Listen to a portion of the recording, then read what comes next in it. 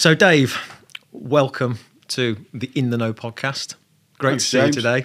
I think the reason that I wanted to get you on the podcast originally is because you are a man of an opinion, and I think that is probably in a time where maybe having an unpopular opinion is maybe questioned quite a lot these days. So the fact that you've got an opinion is great. I'm genuinely looking forward to having this conversation with you. I'm excited. I don't know where it's going to go, but we'll have a bit of fun. You and me both.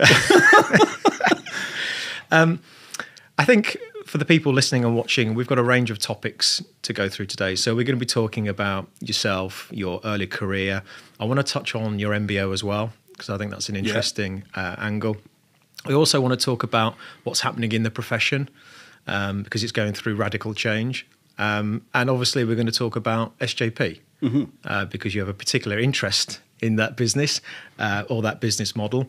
And you've been a great sport, and you've said to me that I can ask you any question, which is great. So are you ready to dance then, Dave? Shall we go? I'm ready to dance, James. Excellent. Okay. Well, let me ask a few questions about yourself then, because I think for me to understand you will probably help me understand your opinions and your beliefs and your values. So maybe we can just start off with your early part of your career. What have you been up to? That sort of potted history, as it were. Yeah, well, I think it's pretty well known. I spent my first 9 years in accountancy. I trained as a chartered accountant. And really, I suppose, latterly during my accountancy career, began to work with a lot of small, medium-sized enterprises and their owners. And at that point, I began to realise that there was a line beyond which I couldn't go when it came to giving financial advice.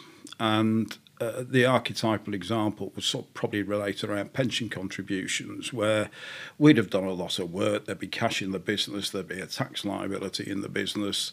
The common sense said, well, we need to take some cash out of this. Where do we put it? The obvious example was a pension contribution. So I began to sort of develop a bit of an interest, really, in that sort of area beyond where I was practicing at that time. And at that time, really, the market for financial advice was dominated by probably about 10 to 12 very large sales forces, all operated by big insurance companies or investment managers generally. And so as I began to sort of look at financial advice, I began to realise that actually this wasn't so much advice, it was more really related to putting in place a product, a regulated financial product as a sort of end result on its own.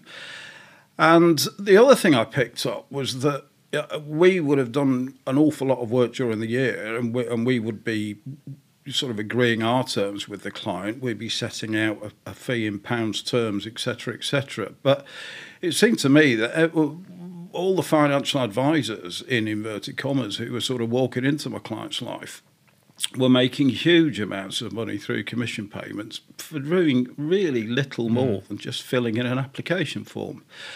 And that struck me as, A, perhaps a bit of a business opportunity, but B, a real anomaly.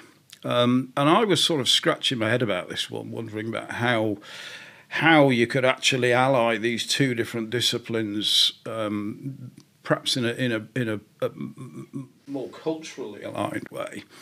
And then what happened was the first Financial Services Act came into play. And that did shake up financial advice a bit, in that it introduced for the first time the concept of independent financial advice. So it was, in theory, going forward, going to be possible to get advice from an advisor who wasn't representing an insurance company. They were sort of like me, acting only for their client, representing themselves, really, and actually sort of their theory was giving advice rather than just recommending product. And that really got my interest, because I thought that actually at the time was a natural progression for both me as a chartered accountant and for the firm I was involved in. And I actually put it to the partners in the firm, because I was at a pretty junior level really in those days. I was what was colloquially called a manager. Okay. But I put it to the partners that this was something that we should look at and get involved in, because it was an opportunity for the firm, and it was also perhaps an opportunity to give, once I'd got familiar with it, better quality advice and sort of properly integrated advice, rather than just put a product in place. And anyway, that idea fell on extremely stony ground, because the partners were just sort of, oh no, this is beyond our comfort zone. Really? Yeah, absolutely. Why is that then? Why was the... Well, because I think one other thing the Financial Services Act introduced was regulation. You know, prior to that point, there hadn't really been any. We were operating in a very regulated profession, the accountancy. And the sort of thought, I think, for the partners of another tier of regulation, particularly with a new regulator, the Financial Services Authority, as was, it was just a step too far for them. And what's really interesting is that firm actually ultimately became part of Mazars. Many years later down the line, it became part of Mazars, which is obviously one of the most integrated, most professional financial planning businesses integrated into any chartered accountancy firm in the country. So at that point, I'd sort of hit a bit of a dead end, really. And so I thought, okay, well, I'll just carry on doing what I'm doing. But then the more I thought about it, the more I thought, you know what, actually, I think I'd probably enjoy it more on the other side of the fence, if you want to describe it like that. And I suppose I've been living in Yorkshire, up here, actually, for almost my entire life. My wife, who I'd met, she'd been at Leeds University, came from further south. We weren't married at that point. We didn't have any kids, etc. So if we were going to sort of shake our lives around a bit, now was the time to do it. And so we both felt we quite liked the idea of going to live by the beach for a while.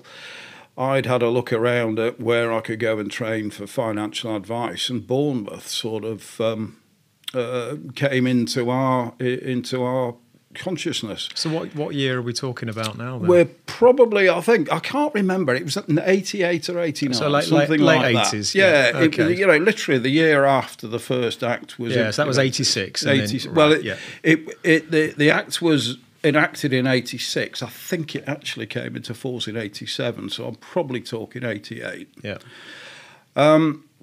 And so we decided to move, and I decided to give financial advice a go, whatever financial advice actually was. And the only route in for me was through one of the big sales forces, the sort of 10 or 12, because there weren't really any independent financial advisors around. Maybe the odd person was going independent in their own way, but there were no established firms whatsoever.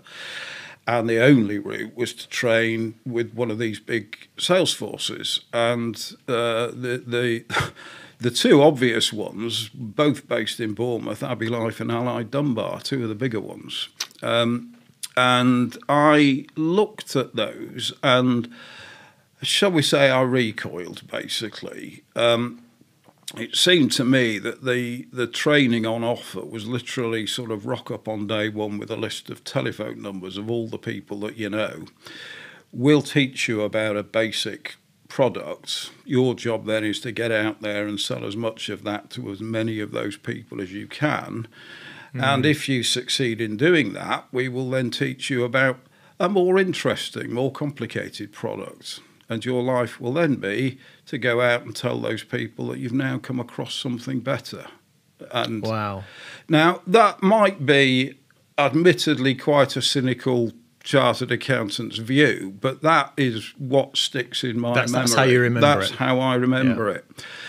And I just thought, this is utter nonsense. You know, I'd spent 3 years training as a chartered accountant, going through a really very detailed, pre-formatted, if you like, training scheme, the same as every other chartered accountant did, and I was very closely supervised. I was very closely mentored. I had to fill in a logbook to record what I was learning and how I was applying my developing knowledge. And I would have regular meetings with my principal, who would then look at what I'd been doing and check my understanding of what I'd been doing. He'd be getting feedback from clients, from colleagues, all this kind of stuff. And his role really was to help mould me into a chartered accountant. And then, assuming he was happy after 3 years of doing that, he actually signed me off. And then at that point, I finally qualified as a chartered accountant. Now, I wasn't expecting perhaps something like that, but I was certainly expecting some proper training. And I had another look around, and then I came across Teachers Assurance, which was in Bournemouth as well. And that seemed to me to offer a better training opportunity. Teachers Assurance was actually owned by the National Union of Teachers. Its client base was the teaching profession. And I suppose because of that, and because it was owned by the trade union, it was selling the products of Teachers Assurance and its associated investment arm. But there was very definitely a grey line, or a black line, in fact, that you didn't cross. We were dealing with our owners' membership, and the ethics were sort of hammered into us, really. And, you know, compliance, let's call it compliance, the sort of structure that we had to operate to in making those recommendations was pretty clear and very rigorously enforced. Did that sort of give you a bit of faith that this is the right sector or industry back then to be in? Because you said you recoiled when you had those first conversations, and I would have thought with yourself, maybe you would have thought, well, actually, is this for me? Do I just go back to being a chartered accountant because the professionalism isn't quite there at the moment? No, I don't think I ever felt that. But what I did feel was, once I find my way into this, I am pretty sure I can find a more professional way to do this. And what I really decided all that time ago was I was going to do whatever it took to get myself into this new sector. I wouldn't call it a profession. I'd come from a profession. I wasn't going into one.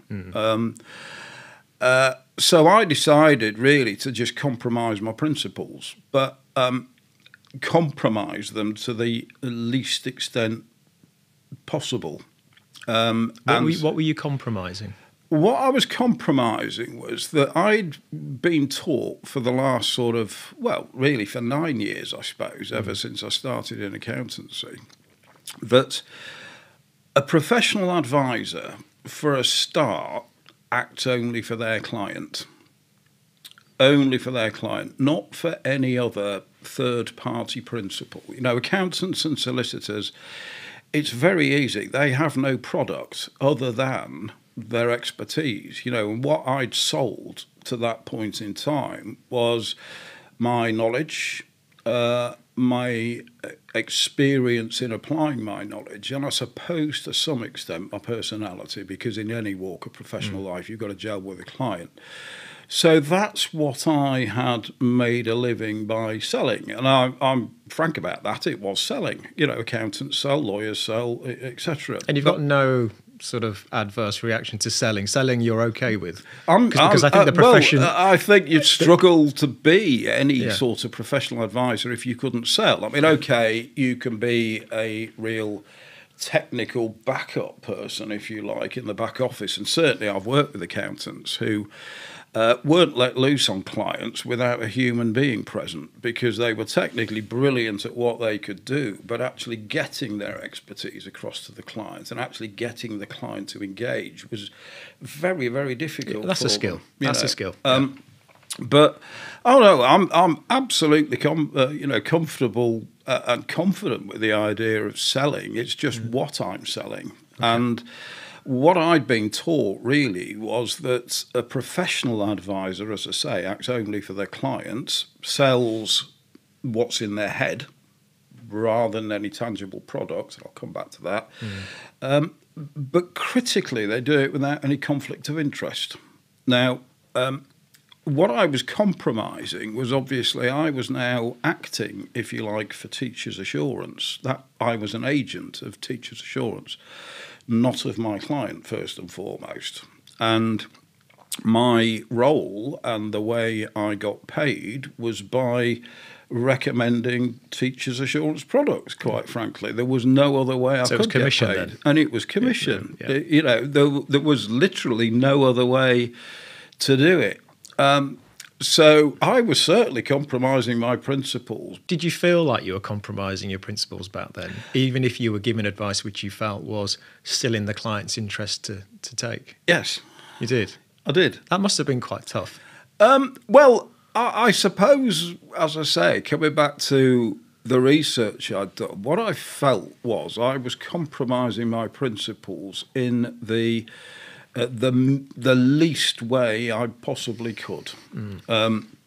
As I say, Teachers Assurance, you know, the regime was first and foremost we were recommending products to our owners, if you like, membership. So we had a real duty of care, and we were told we had a duty of care, and how we observed that duty of care was very closely observed. That, I think, was very, very different to some of the other organisations I'd come across. But I suppose what I also felt was, well, this is just the norm. This is what I've got to do. There is no point in worrying about this. There is absolutely no point at all in objecting to it. You've just got to get on with it and do it. And so I did, and I stayed there for about 18 months. And then I decided that the time was right to go independent, as it was, thinking that actually might be a real step in the right direction. Now, what I'm really talking about here in terms of independence is the FCA's nonsense definition of whole of market. You know, no one's whole of market. You can't be. You physically cannot be whole of market cost effectively for each and every client. That definition is nonsense. My definition of independence, and I believe the more common sense one, is I'm acting without conflict of interest. And I'm acting only for my client. You know, it's my client who's instructing me. It's my client who's paying me. My job is to advise my client to the best of my ability, and always to stay within my competence. But independence was a sort of step in the right direction. I went to an organisation called Frizzell, which was literally just down the road. You know, Frizzell was an independent financial advisor. It was a generic financial services business, and its client base was largely civil service.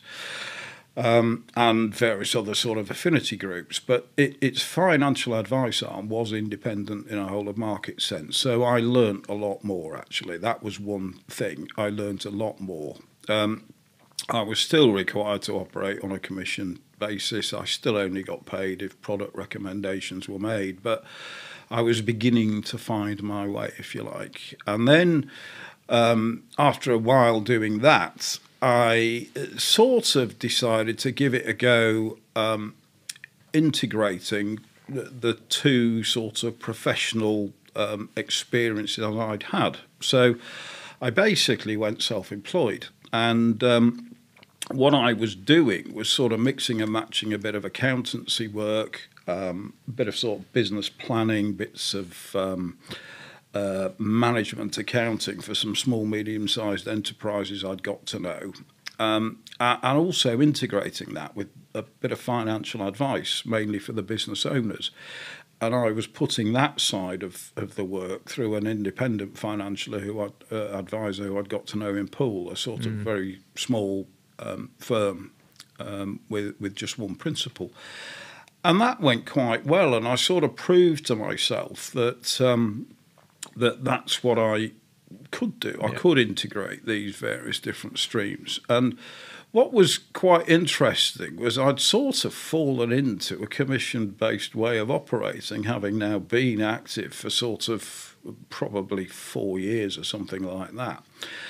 So I was charging fees on the accountancy and tax side, and I was putting products into place on the other side. Yep. And more often than not, actually getting paid by commission for doing it. And that then just struck me as anomalous. And I thought, no, I can now actually stick to my principles. So I started just doing work on a zero commission basis.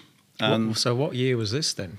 this would have been early 90s. Okay, so sometime in the early 90s. But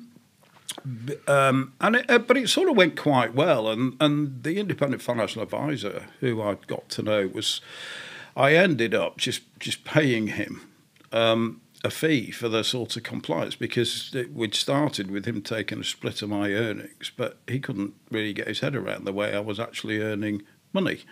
So I just paid him a sort of a fee, a regular fee for... So just so I'm clear, you were charging your clients a fee for financial advice work rather than taking the commission? Giving the commission back. Because that, I mean, how many people were doing that? You must be one of the first, surely, because... I didn't know anybody else who was doing it. Because, if I'm looking at that, I'm thinking other people would say, oh, you don't have to pay me. The provider pays me. So how did your conversation go with the client? I had loads of people who were, over the years, not just then, but I've had loads of people over my sort of 30-plus year financial advice career saying to me, I've never paid for financial advice before. And my answer to that is, yes, you have. Yeah. Almost certainly you have. But what you don't know is how you've paid, and critically, how much you've paid. I was very open about it. I was doing quite a lot of personal insurance work, sort of shareholder protection, key man, income protection, all that kind of stuff. And I because I've always been a bit of a maverick, I suppose, I actually sort of started doing this out my own interest to see what reaction I got. I would actually get full commission quotes and show people what the extent of the commission was. And it was very difficult in those days to get zero commission quotes. People were just sort of, well, what are you doing this for free? Yeah. But I stuck to my guns, and I was able to get zero commission quotes. And I was just showing my clients, well, if I do this on a commission basis, I will get paid that. If I do it on a zero commission basis and I just roll a little bit of extra fee in for the work I've done on the accountancy and tax, that's what your premium will drop to. And I started saying, which way would you like me to do it? And frankly, I think getting paid thousands of pounds for setting up an insurance policy is just nonsense. And what I also, because I am an accountant, what I didn't really want was to start working on an indemnity commission basis, because, how can I control that? What happens if something happens in the client's business and they suddenly switch off they can't afford to hit the premium or whatever. Yeah. I'd like to think I was better than that, but it can happen. I just thought, I don't want to be running up these massive potential debts. It's just, I need to know the money's not yours. It's not mine until it's passed through its indemnity period. So that was really quite interesting, and I sort of just found my way in it just by trial and error, really. Were your clients okay with that? Was it 9 times out of 10? Because I know what I'm like. Yeah, I could see that, and I could see the benefit. But I'm also extremely, as my colleagues know, very thrifty. Do you know what I mean? So it's almost like, would I go, okay, I could pay an extra whatever, but just take the commission because I'm not paying you. Well, I was clear. That's my mentality. Yes, that's your mentality. Yeah. But I was very clearly showing people that actually the commission isn't paid out the goodness of the insurance company's heart. Yeah. You are paying me one way or another. Now, actually, if I charge you a fee, you're going to end up paying less in the long run. Look at 4 years worth of higher premiums or whatever compared to this fee I'm proposing to charge you. if I was you, I'd pay me the fee. And all I was about really was getting paid for my time, because that's really what I'd done as an accountant. One thing, this is, I think, fairly critical. People sort of, I think, get a bit fed up with me boring on about my life as an accountant. This is not done from any sort of superiority complex or anything. What I'm trying to say to people is, when I was an accountant, the only way I could get paid was by selling my expertise, my knowledge, my personality, by being very black and white with the clients about, this is what I'm going to do for you and this is what it's going to cost you.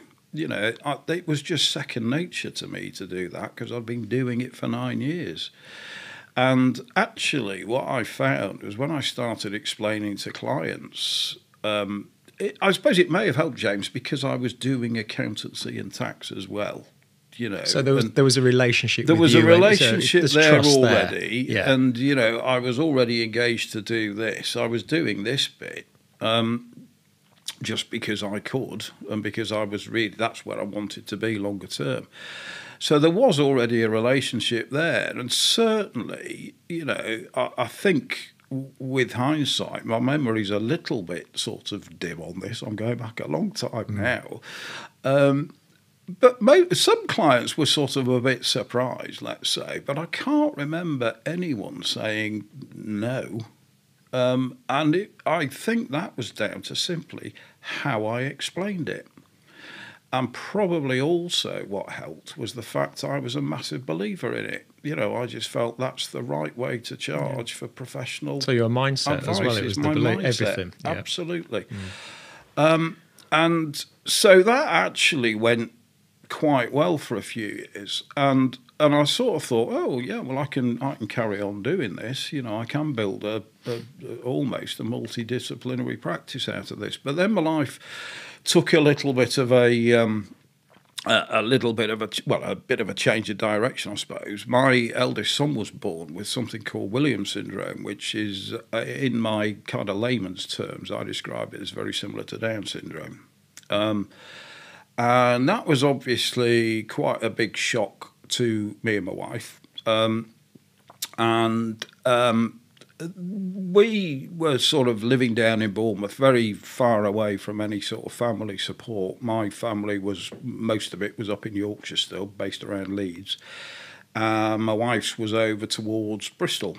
And we sort of carried on for a couple of years. And Bournemouth to Bristol is only 70 miles, but it's always 2 hours, at least. And my wife was sort of beginning to feel like she would like to be particularly a bit closer to family support. And her mum and dad and one of her sisters lived in a really nice little village, which is the one that I actually now live in. I'd always actually thought, when visiting it, what a great place to bring up kids. And it was just the right thing to do, was to move from Bournemouth towards Bristol into this particular village. We had another child as well by the time we decided to do that. But at that point then, it was sort of, right, okay, well, we're going to move 2 hours away. Is it really feasible for me to carry on with a client base that's 2 hours away? No, it isn't. And we had to focus on the family for various reasons at that particular point in time. So basically, I made sure all the clients were handed over properly, either to the financial advisor I've been working with or to an accountant in Bournemouth who I'd got to know. We moved up to Bristol and I started again, basically. And I started again by going into a firm of chartered accountants in Bath, in their financial advice side. What was really interesting was, I'm probably now about 1998, something like that, sort of 10 years down the line. And in the southwest, particularly, all of the chartered accountants of a certain size had started adopting financial advice as another service offering. In-house? In-house. Well, through a separately incorporated subsidiary. Okay. That was something I'd been feeling, obviously, for sort of probably 10 to 12 years. It seemed now that independent advice was becoming a bit more established, that the accountancy profession, particularly in the Southwest, was getting it. So I went back into accountancy practice in Bath, but in the financial advice subsidiary. And that was, in a way, a step back for me because, again, the way that subsidiary operated was on a pretty transactional, commission-based sort of way of operating, like most financial advisors did, quite frankly. Yeah. And so I just had to fall into line, basically. I sort of floated the idea of fee-based, but there was actually quite a lot of opposition on that. The management didn't want a different fee structure. That's fine, I get that completely. But the other advisors didn't want to work on a fee basis. They wanted to work on a commission basis. And I'm talking about the days here when there were huge amounts of commission available, particularly on things like insurance bonds. What I think the advisors, even the good quality advisors, felt was that if they transferred to a fee basis, they'd be capping their earnings. That was said to me several times. So I had to fall into line, and so I did. My focus at that time, as I say, was my family and getting embedded into our new area. But what was it like back then, Dave? Because you've obviously posted about Williams syndrome before, and I'd never heard of it until you posted about it. But how did your outlook change? I suppose I sort of grew up quite quickly. And I know absolutely nothing about biology. It was a shock. I knew something was wrong. We were given a small booklet which was written by the predecessor of the Williams Syndrome Foundation, of which I'm now a trustee. That booklet really did wake me up. Sadly, it was a collection of what you're going to look at if you have a child with Williams syndrome. Now, with hindsight, I look at that booklet again, and I don't know anyone with Williams syndrome who's got the full Monty, if you like. Okay. And so it presented like a worst case it scenario. was very much a black and white as well. It was almost like an impossible worst case scenario. Yeah. But that really did sort of rock me on my heels. So there wasn't a lot of support back then. Williams syndrome was my son was diagnosed at 18 months, almost by accident, basically. He had some heart issues, without getting into huge amounts of detail, that required surgery.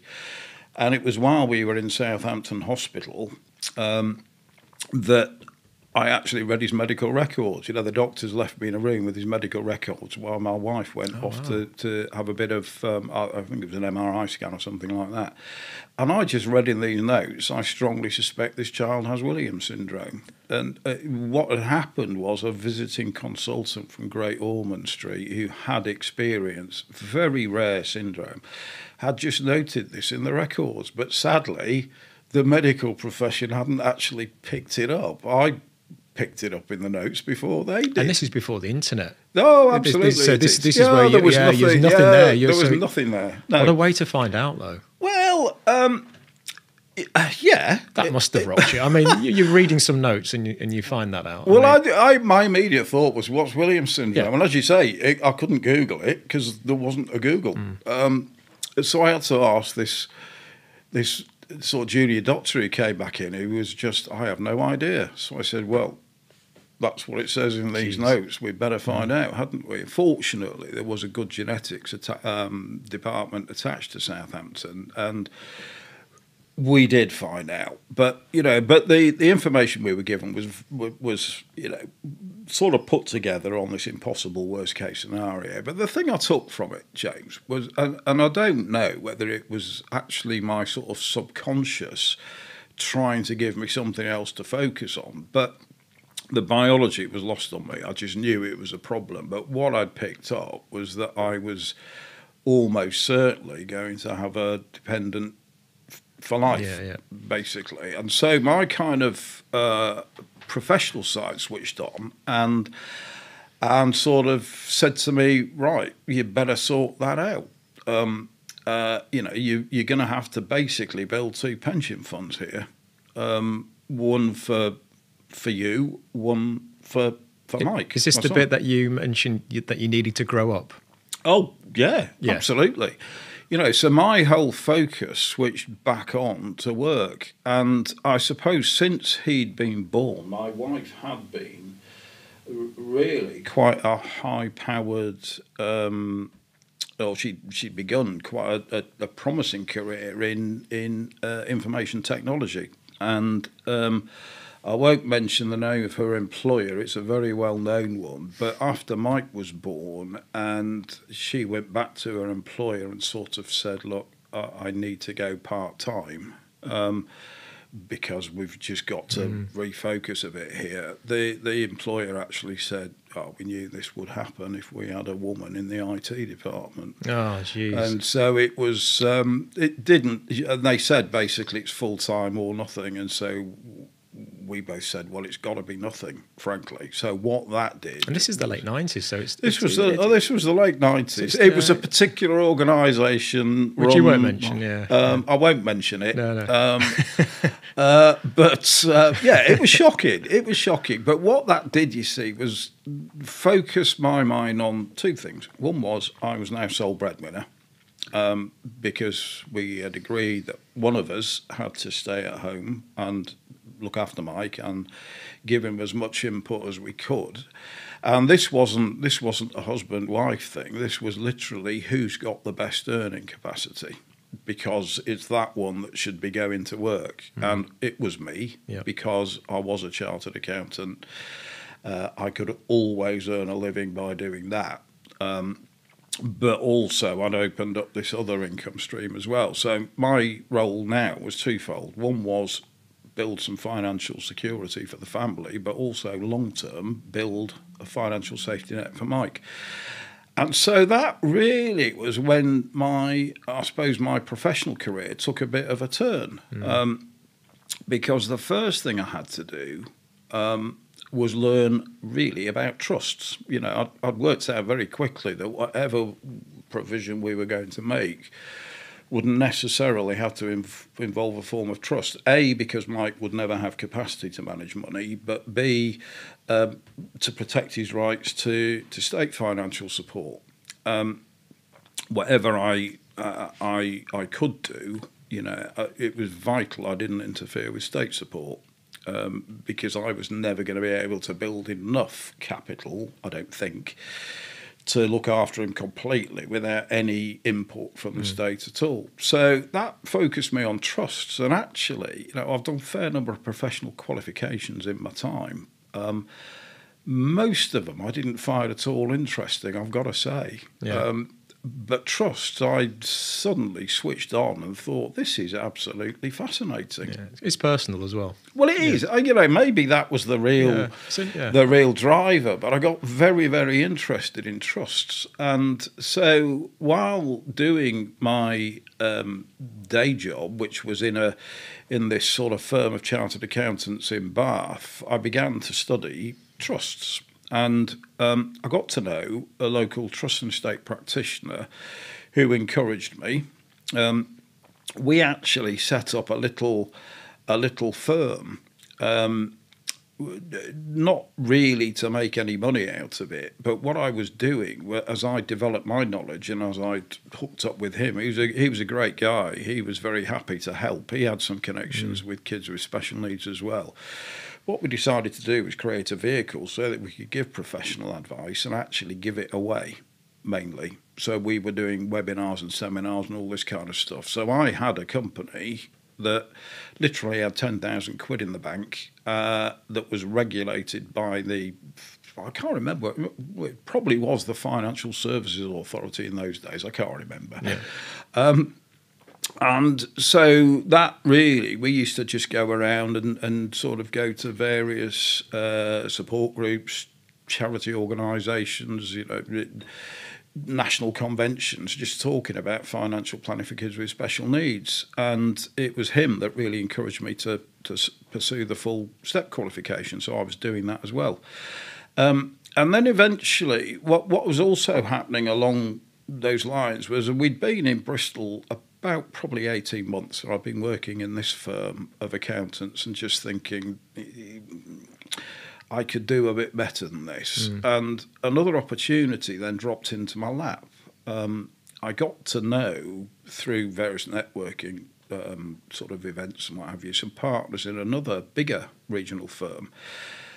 And they just bought a financial advisor, an independent financial advisor, almost sort of bought it by accident, really. They were one of the few firms that were not getting involved.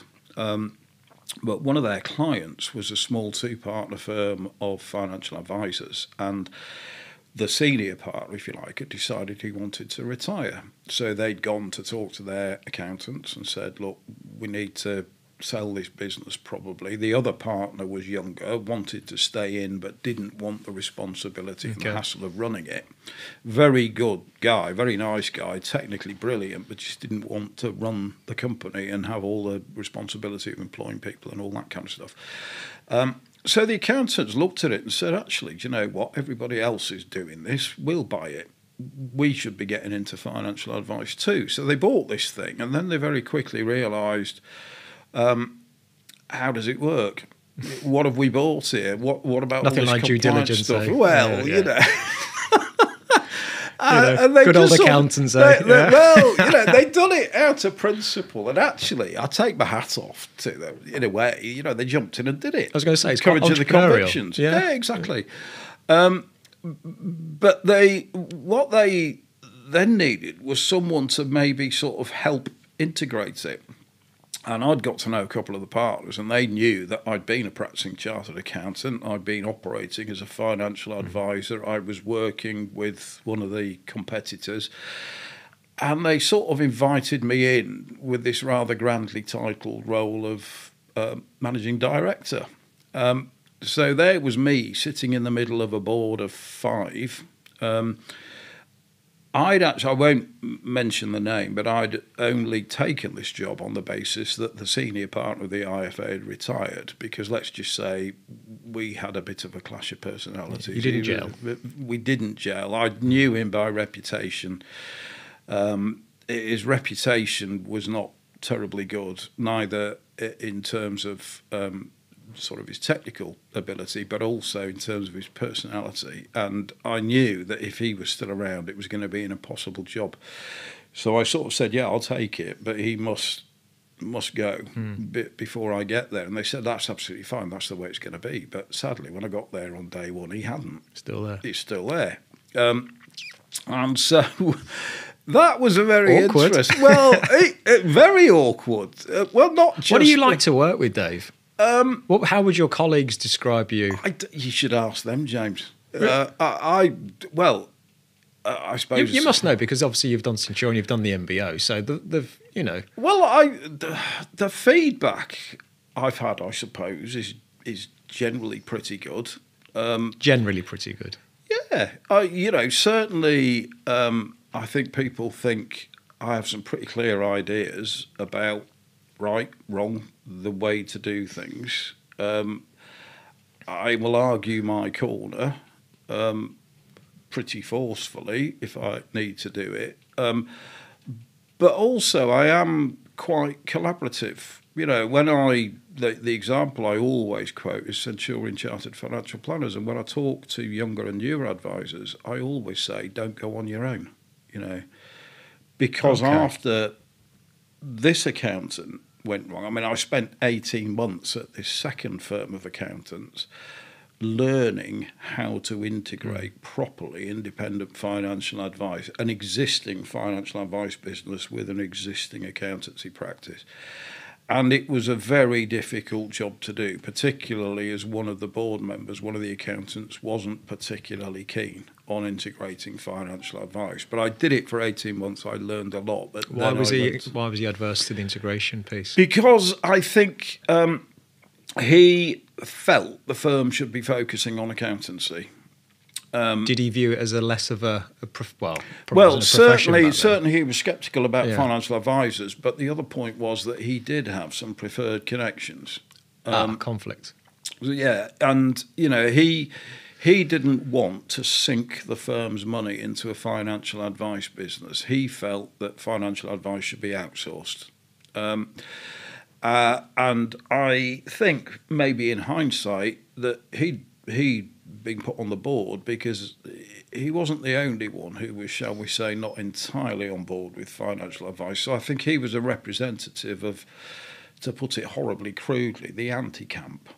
So I had an accountant from the anti-camp, an accountant from the pro-camp, and a couple of financial advisors, one of whom I got on with extremely well, but the other one was, very often we'd make a decision and then I'd sort of go back to the financial advice office, we'd explain that decision, we'd implement it, and then he would turn around and say, no, we're not doing that.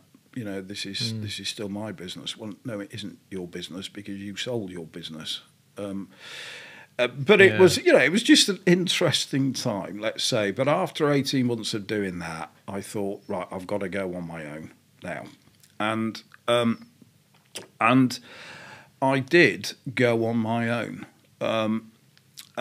with the company that I already had there that was already regulated by the FCA, the one that had just been giving the pro bono advice to Is that the trust work? carers. Yeah. Yeah, that one. So so I had a company that was already registered by the FCA. The accountants knew about it. It just simply wasn't trading. I wasn't putting any fees or anything through it. It was simply a vehicle so that I couldn't be caught out by giving advice when I wasn't authorised to do it. And so let's just say my time at that accountant's came to a pretty abrupt halt. And what was really interesting was during my time as the managing director, these accountants had actually sort of realised that maybe I was talking sense about fee structures and this kind of thing. And my final day in the accountants was a little bit bizarre, but I had a meeting with a client first thing in the morning who sort of said to me, I really like the way you give financial advice and the way you integrate it with the other services I get from this firm. And what I particularly like is the way that you're very upfront about fees. You actually sell advice, not products. You seem to products just fall into place. But I don't even think about that. What I'm thinking about is the advice you're giving me and the way you're structuring that and all the rest of it. He said, I just think it's great. It's just the far better way to give financial advice. And what he said to me, and I don't know, but I sort of saw a bit of a twinkle in his eye. He said to me, if you ever leave this place, let me know because I'll be your first client. Good endorsement. So that was in my mind when I had another meeting a bit later on in the day with a couple of accountancy partners. And let's just say that meeting didn't go terribly well. And so the end result was I resigned. And basically, I can remember this bit. I was basically sort of asked to leave on the spot. There was no handover. There was no nothing like that. It was right. Security, get him up. Exactly. So 3 months' notice, but we don't want to see you back in the office. So I sort of went to sit in my car, and then I just thought, okay, well, I've got 3 months' salary in the bank, whatever happens. I've got a company sitting on the shelf. Now's the time. I was probably 38, 39 at the time. I'd always said to myself, if I'm going to properly set up, I'll do it before I'm 40 because that gives me a chance to rescue it if it all goes horribly wrong. Second chance. So I sat in my car and I thought, right, that's what I'm going to do. I didn't tell my wife about this because I think, she had enough on her plate, basically. But what basically I did the next day, I got up for work as I normally would. I left the house at about 6:30 in the morning as I normally would. I had a suit on. I went to sit in a coffee shop just until things opened. I spent the morning looking for an office. I found an office. I signed a contract to rent the office. I sorted out telephones once I had the office. And I went to see one of my mates who ran a second-hand office furniture place. And basically, he just cleared out, to use the name again, Allied Dunbar, one of the Allied Dunbar offices, and had some very nice quality equipment. Bit of marble hanging around it. Wasn't quite like that, but it was decent quality stuff. Yeah. Anyway, so now I had an office. I had a phone system and I had some desks. And your wife didn't know this? No. So you pretended to go to work. I didn't want to worry her. I didn't. It's almost like an image. Like go feeding the ducks for like so many hours and then you come back. Well, let's just say I didn't tell her any untruths. You didn't lie. Fortunately, she didn't ask me. I just thought, well, if I make it look like I'm going to work, she won't need to know. And I can remember after about 3 or 4 days, now sitting in an office with a working telephone at a desk with a computer, because I bought a computer, thinking, right, now I better crack on. No clients. But I might have one. The guy who I'd spoken to the previous week, who'd sort of said to me, if you ever leave and set up on your own, I'll be your first client. And I rang him up and I said, remember what you said last week? And he said, yes. He said, I've been wondering where you were because I've tried to speak to you and they've just told me you're not at the firm anymore. And I said, well, I'm now operating my own firm. Would you like to be my first client? And he said, yes, I would. That must have been a good call. That must have been validation because it's not easy when you've got nothing. Well, you've got 3 months of, money in the bank, but that runs out. And it's the unknown, it's the fear. And there's lots of advisors going through this who think about, shall I set up on my own? Yeah. So that must have been a validating call. Well, I suppose, you see, I always had the comfort blanket. I was a very experienced chartered accountant. I had proved to myself in Bournemouth that I could run this sort of little multidisciplinary practice, etc. Okay, I'd never had the financial pressure that I now had because I was sole breadwinner. But I'd managed to put a little bit of cash behind us as well, and I'd like to think I was a decent financial planner. I'd been saving some money as well. But I had 3 months, and that gave me a window of opportunity. And the other thing that I really had was experience of both working within accountancy practice, but also integrating financial advice with accountancy practice. And my obvious starting point, having secured my first client, I had a 100% hit rate. That was pretty good going. 1 in 1, yeah. But my next step was to just look at the local accountancy practices. And I highlighted 1 or 2 of those and I went to see them. And I said, right, this is me. That's my background. I've just come from these 2 local firms where I've been in the first one sort of heavily involved in the financial advice subsidiary, and then the second one where I've actually been leading it in theory and integrating it. What do you think? Is there an opportunity for me and you to work together on your clients? And fortunately, 1 or 2 of them said yes. And what was really interesting, and I can say this now,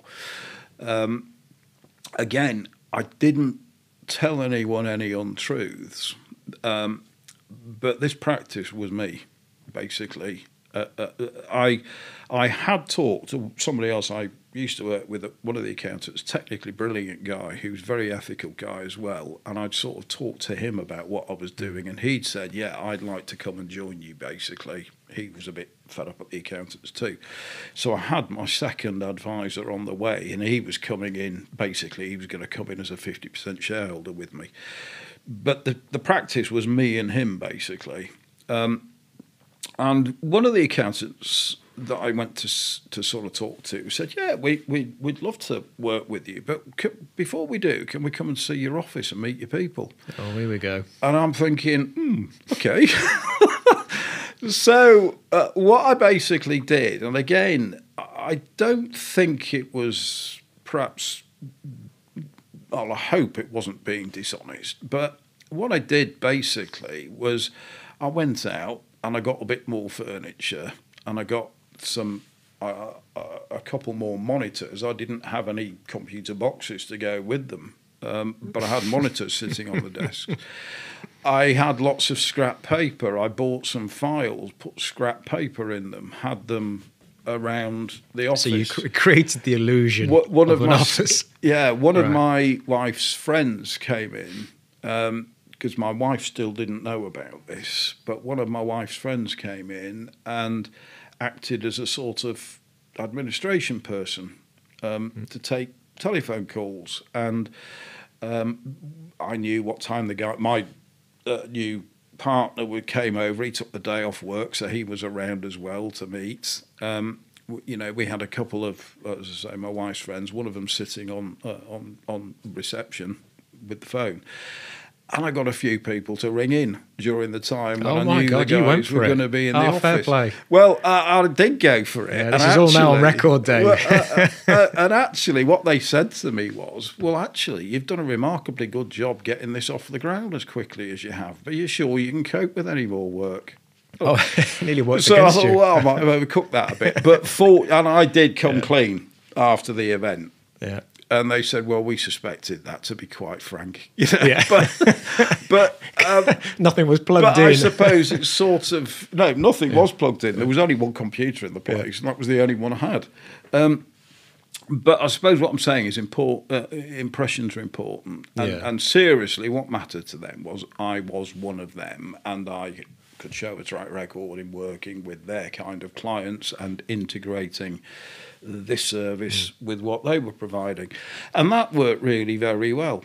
And we built that firm, and another two partners came into it. We built that quite well, and it was all built around accountancy connections. But after a period, I think I ran that, well, with them for probably 6 or 7 years. But where we were now was a small practice. It was becoming increasingly difficult. I was working 6 days a week at this point because not only was I giving quite a lot of the advice, I was dealing with the compliance aspects, I was dealing with all the bookkeeping, the accounts, all the rest of it. We built the firm to a certain size, but it was at that point where it was becoming increasingly difficult to manage. And what I put to the other partners was, well, we either need to grow this or we need to scale it back, because I'm fed up of working 6 days a week, basically. I've completely lost touch with my family, or pretty much, that's a bit drastic, but, I only had 1 day a week with them. And so I said, my vote is that we actually put some money into this. We go for it. We do it properly because we can show how we've built it. But they were all a bit reticent to do that. They said they wanted to stay small. So we had an amicable parting of the ways at that point, because what we'd done was build some joint venture relationships with various firms of accountants and one lawyer at that point. And I'd got to know, or one of the bigger regional firms had got to know about me, because one of the joint ventures we'd built was with a network of small accountancy practices, and the chairman of that network was also the managing partner of one of the bigger firms in the region who had been operating a very traditional IFA business. He, through his work with this network, had seen what we'd been doing in terms of financial advice, and we'd been offering fixed fees, we'd been offering proper technically competent advice. He looked at his own IFA business and thought, he'd been thinking for some time, it wasn't me that changed his mind, but he'd been thinking for some time, this is culturally not very aligned to the rest of our practice. It's very transactional, It's very commission-based. We could do better. We want to build a better financial advice subsidiary. So I had an approach from them. They actually wanted to acquire the firm. My partners didn't want to sell. So the end result was I left that firm. We with their blessing, their goodwill, it was all very amicable. I'm still in touch with two of them. I took a client base from there into the accountancy practice. And my other motivation for doing that was I now really wanted to focus on advising certain types of clients. You know, I'd qualified as a trust and estate practitioner. I'd got phenomenally interested in working with lawyers because through working with parents and carers or for parents and carers of kids with special needs, I'd come into contact with various lawyers. With legal advice was inextricably involved. They had then started referring cases to me. I had begun to get involved with personal injury work, which is a really specialist area that I had to teach myself from scratch because there was no training available, really. But the lawyers were sort of, okay, well, here's a trust case. We'd like you to help with that as well. And I was getting more and more work from lawyers. And what I thought when I joined the accountancy practice was, well, here's an opportunity, it's a bona fide opportunity to set up or to rearrange that subsidiary into what I'd call a proper professional financial advice business. I'm doing it using somebody else's money, which is great. Yeah. But what better platform to build lawyer connections from than one of the major regional accountancy practices that's been around for 150 odd years? All the lawyers know it. All the lawyers trust the brand. It's just a great opportunity. So my time there, I went in as a director of the financial advice subsidiary, and then I was offered a partnership in the accountancy practice after a year, after having a bit of an impact. They had enough confidence in me to offer me a partnership in the main firm. That was great because that really did then create the financial security that I was after for the family. Very successful, very profitable firm. I was now an equity partner in it. But what I was doing was both building, the way that we did this was we kind of built a new financial planning arm in one office with me and a team behind me running it.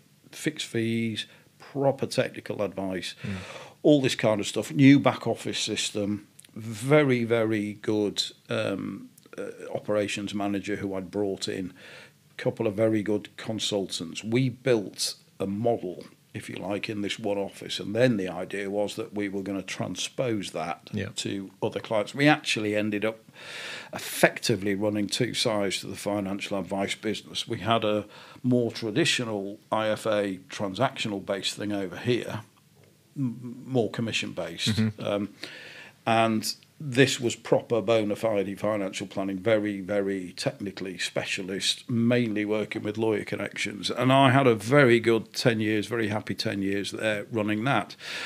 But then what happened was that we sort of hit a glass ceiling, and I built this along with the help of various other people. We had quite a good number of decent quality chartered financial planners involved. They, of course, were of the calibre where they wanted a stake in something.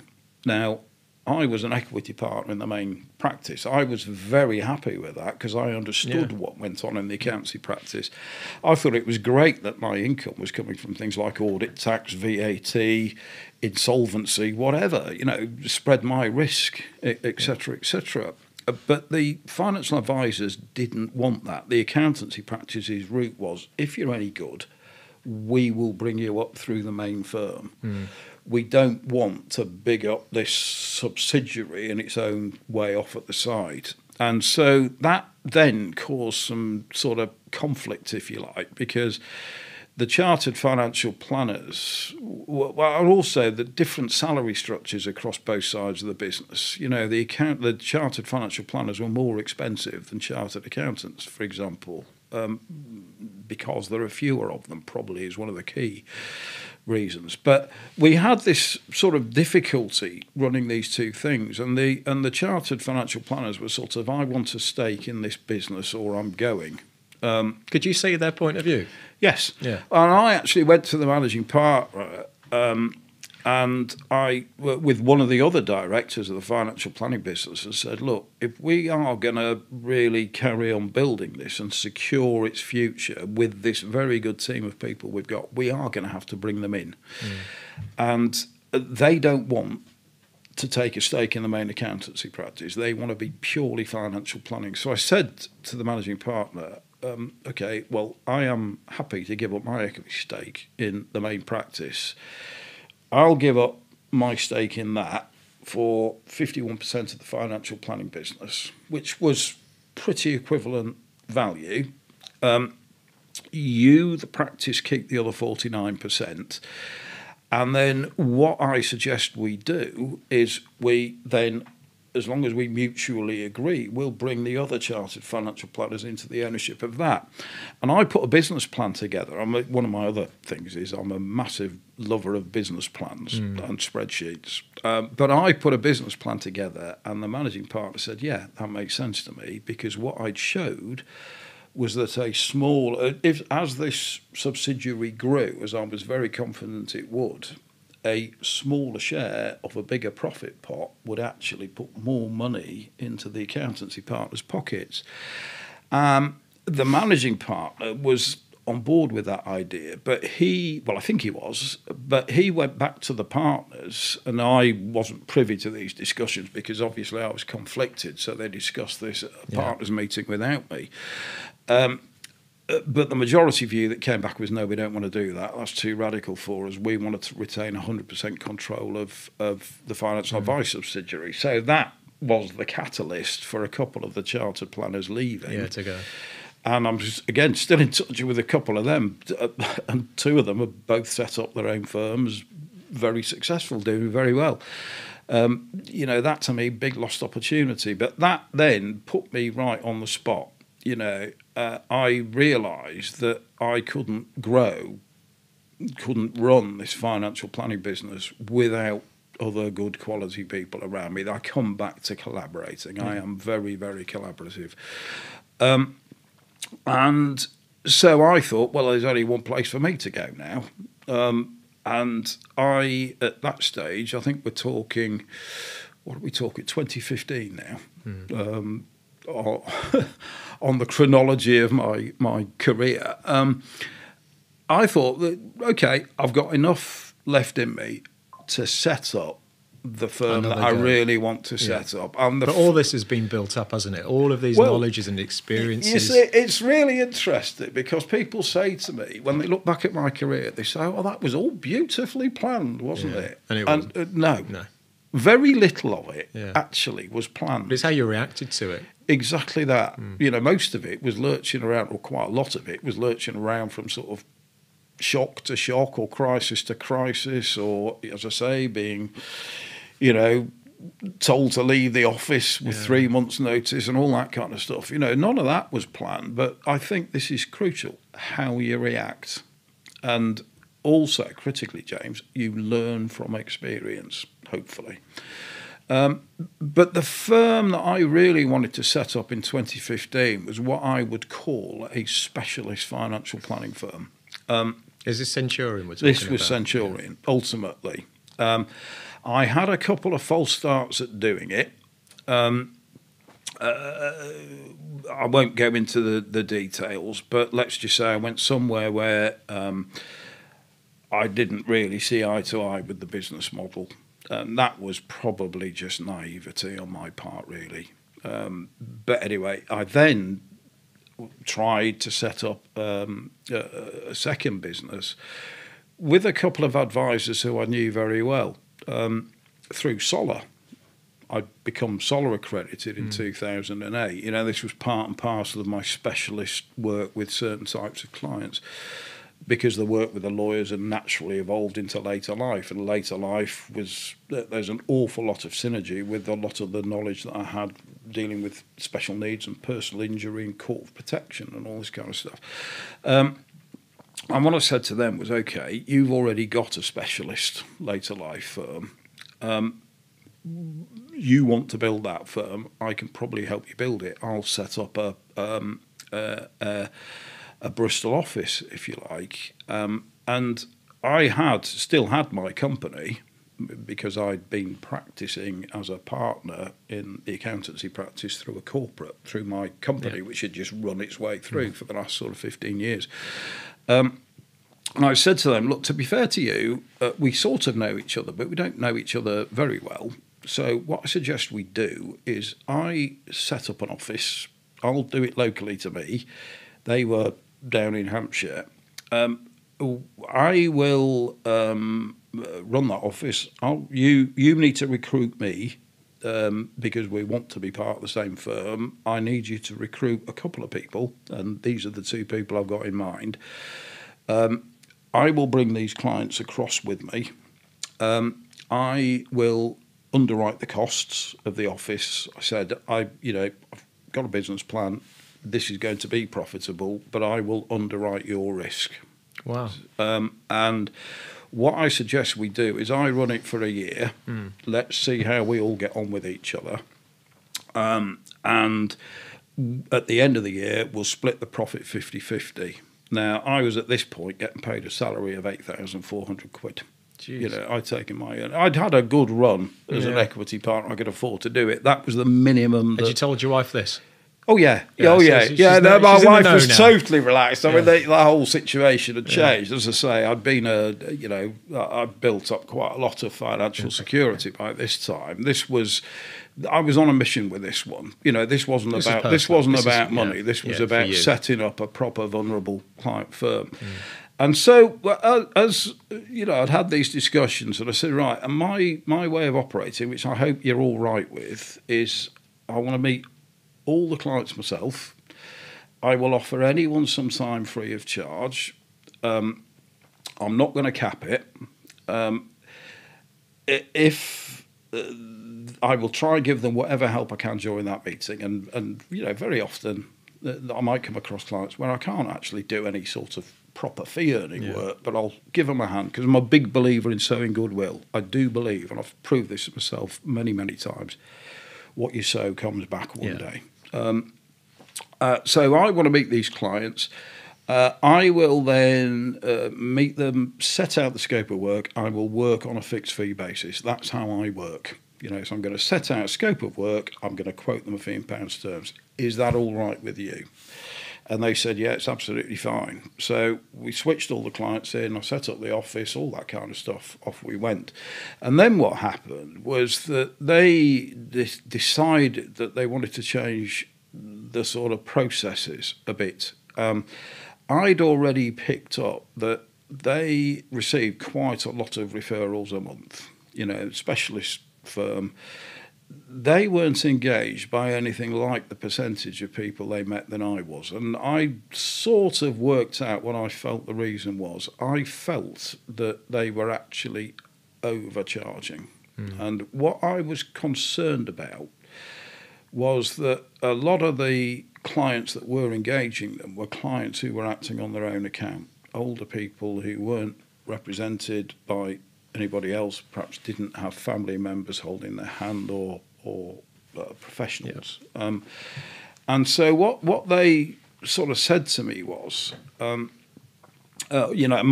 average fee was lower than theirs, but I had a lot more average fees coming through.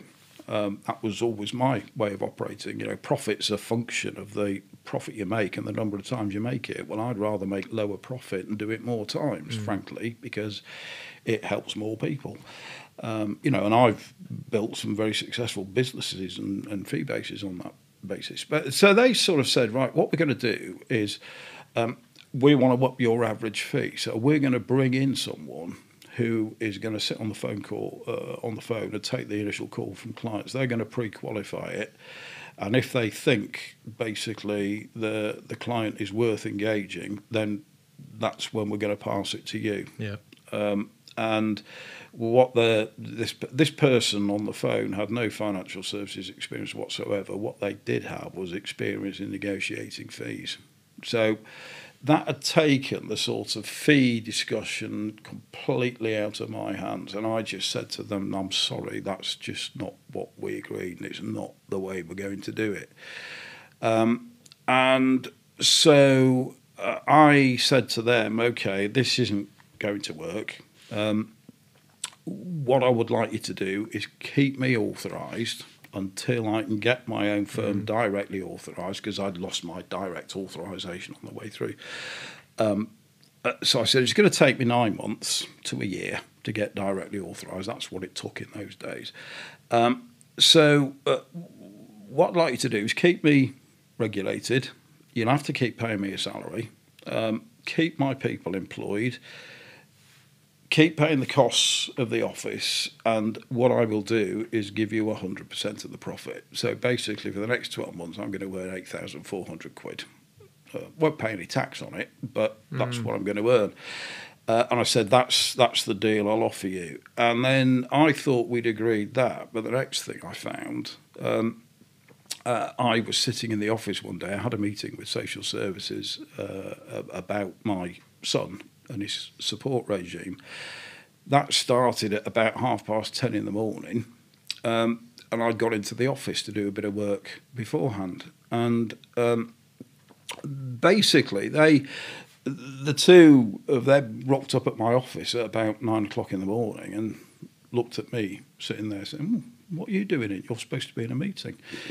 And I said, "Well, my meeting doesn't actually start till 10:30, so I'm doing a bit of work. Why are you here?" And they said, "Well, we're here to tell you that we've closed you down and you were deauthorised at midnight last night." Now, Jeez.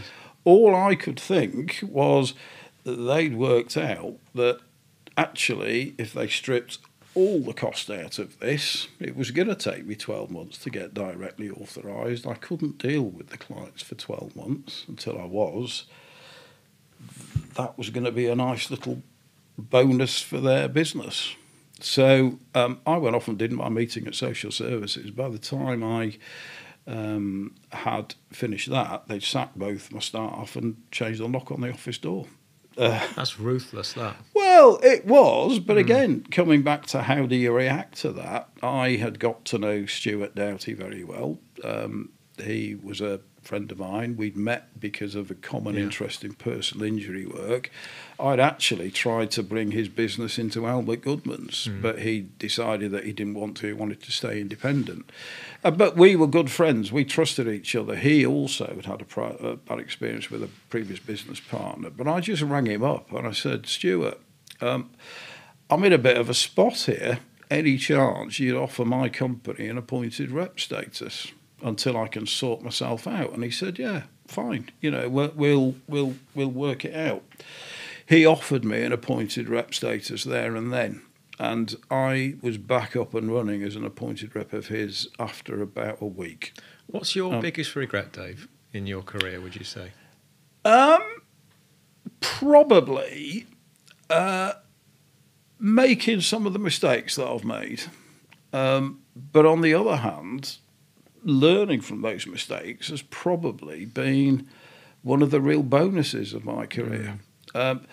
Probably my biggest regret is not setting up Centurion with Stuart 20 years previously. We didn't get to know each other until probably 7 or 8 years ago. But I guess all of those experiences led to this. Led the path to exactly. what happened. I'm conscious about time, Dave, and I know we haven't even touched on the MBO. So I'd like to sort of, I can see why you've given me this information in terms of all of this now has accumulated into where you are now and your beliefs, etc. And to touch on the MBO, I just wanted to talk about perhaps not all of the intricacies in that, but actually you would have had options because it's been financial planning is going through rapid change. There's consolidators out there, aggregators, whatever you want to call them. But ultimately your firm would have been, I'm sure, on the radar. So what was the ultimate drive for you to not to sell and just to do the MBO? When Stuart and I set up Centurion, again, we had a 7-year business plan, basically, because we'd sort of said, I'd said, I've got 7 years to go.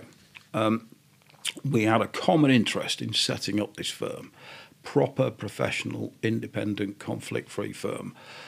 Common interest in these specialist areas of advice, working with lawyers. One of the other things we wanted to do was grow it.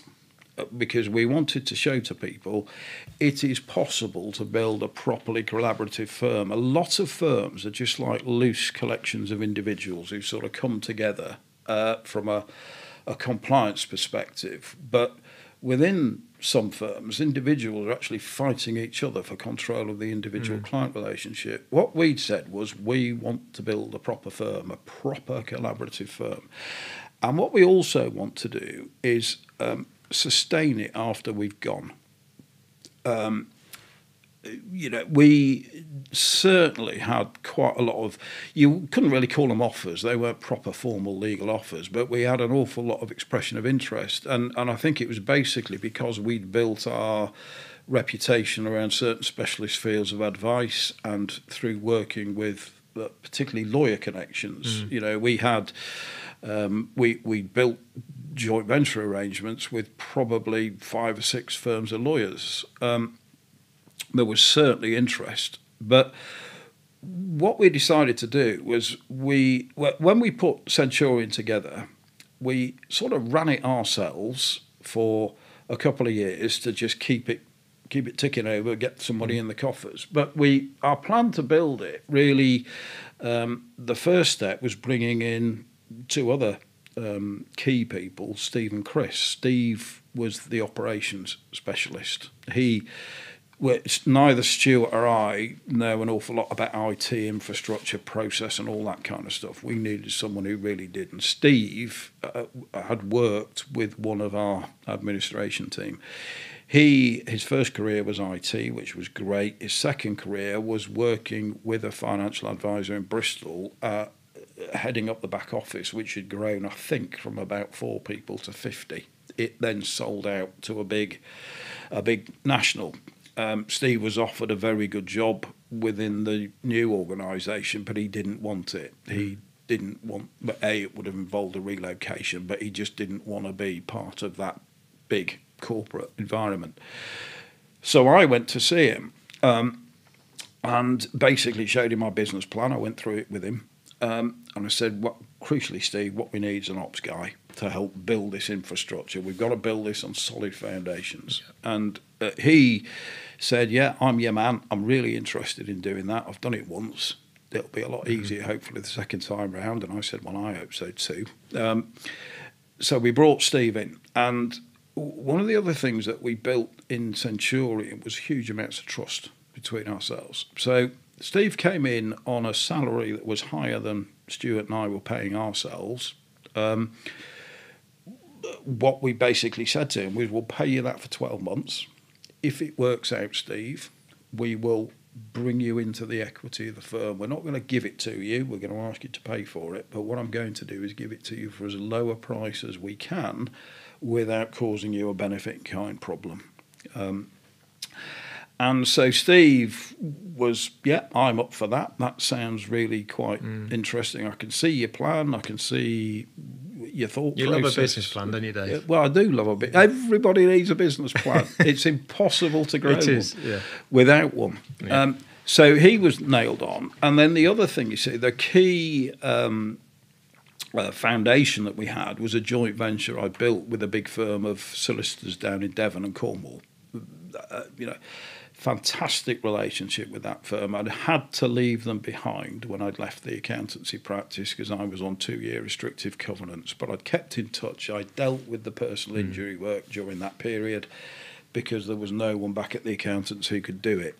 And I'd made sure when I left the accountancy practice, a very good financial planner was recruited to look after that firm of lawyers while I was no longer around. But the managing partner of the firm kept in touch with me and had sort of said, look, the guy that you've put in is great. He's very competent. He's very safe, very honest and all that kind of stuff. But we are not developing this business the way that we did when you were around. What I would like you to do is take it back, into Centurion and then let's get refocused. So we brought it back into Centurion and it was a great relationship for us to have. I went down there to rebuild it, get it all going again. But very quickly, what we all agreed was that we needed to recruit somebody good locally down in Devon to run it. So our second recruit was Chris, who had the same sort of qualifications I had, but better in that he's also a pension transfer specialist. I haven't given pension advice for donkey's years, but it always bored me rigid. The one exam I failed was G60. I just didn't have the stomach to take it again. Yeah. I could never get my head around inland revenue maximum benefit limits. Anyway. Not for you. Not for me. So we recruited Chris on the same basis as Steve and brought him in, high salary. After a year, it was all going really well. They were both adding to the business what we wanted them to do, infrastructure and helping move and manage this solicitor joint venture forward, which freed me up to go and develop some more. And so what we did then was we restructured the shareholding in the business.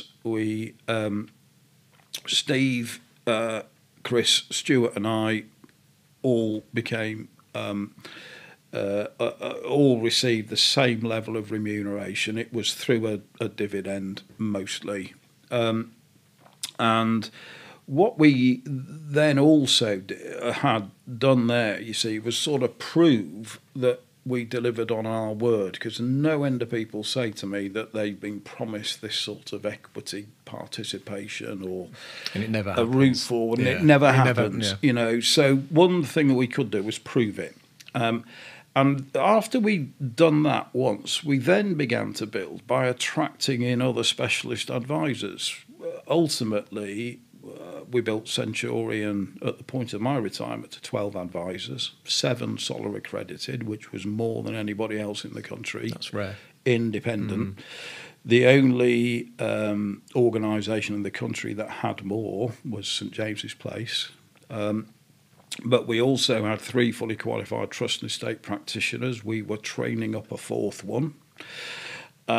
We had one of the very few resolution accredited chartered financial planners in the country, because our work was coming from lawyers, and every time we built a lawyer connection, we used to use those lawyer connections in order to develop more. People have often said to me, A, it's impossible to work with lawyers. No, it really isn't if you go about it the right way. But B, well, how can you work with more than one? And I say, well, basically, if I build a relationship with a lawyer, it's a happy relationship, and it's adding to their firm as well as ours. I've got a great disciple there. You know, our modus operandi was to create a user group. We used to get our solicitors together every quarter to talk shop and what's going well, what could be improved. We used to invite our new connections to the user group, etc. So we built this, and we built the critical mass really for a couple of reasons. One was I wanted to be able to train financial advisors properly, bring them in, train them up properly over a period of, let's say, 2 to 3 years, not just drop them in. I wanted to create a very collaborative firm so that clients saw themselves as clients of the firm. And we used to very often give clients 2 points of contact.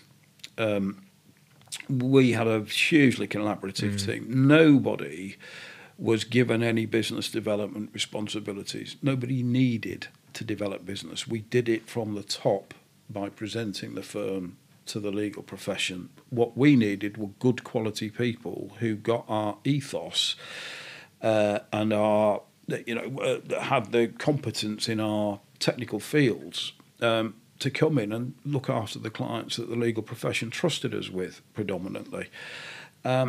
And what we did over time was build a hugely collaborative general practice where we could pretty much do all things for all clients between us, but no individual ever saw themselves as being the only person involved with the client. Yeah, so you didn't almost have like that client ownership. This is my client. Exactly. There's a team. Yeah, so we sort of built it, if you like, along the same sort of model as you'd build an accountancy or lawyer firm. They don't believe that they can be general practitioners. Was this your happiest time? Yeah, by far, by a long way. So we built this thing. And again, one of the reasons for the critical mass was so that it would facilitate my exit through a management buyout. Because what we said to some of the people who came in was, this is where we're going. I'm going to retire in X many years' time. When I retire, I would like my retirement to be partly financed by a couple more people buying in. We took out a couple of the joint ventures. We brought some of the solicitors into the equity ownership of the firm as well. It just streamlined things, saved us a heck of a VAT bill, etc. So we built this really very collaborative firm, and we built it from 3 advisors to 12, really over a period of about 4 years.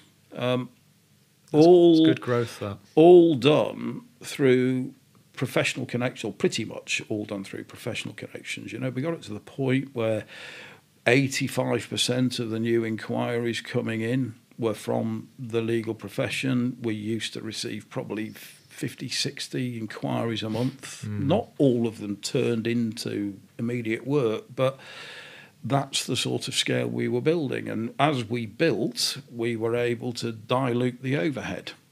We were able to use our critical mass to negotiate purchasing power with investment managers. We built enough critical mass to build our own platform. Because of the breadth of our client base, we were having to use a combination of 3, which was inefficient. We were diluting our purchasing power when it came to platform charges. But above all, what we found was that some of the platform administration was just appalling.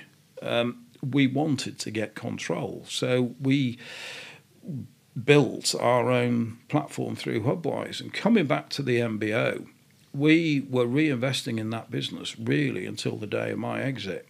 Now, if we hadn't built this trust, that would have been really quite difficult to do, because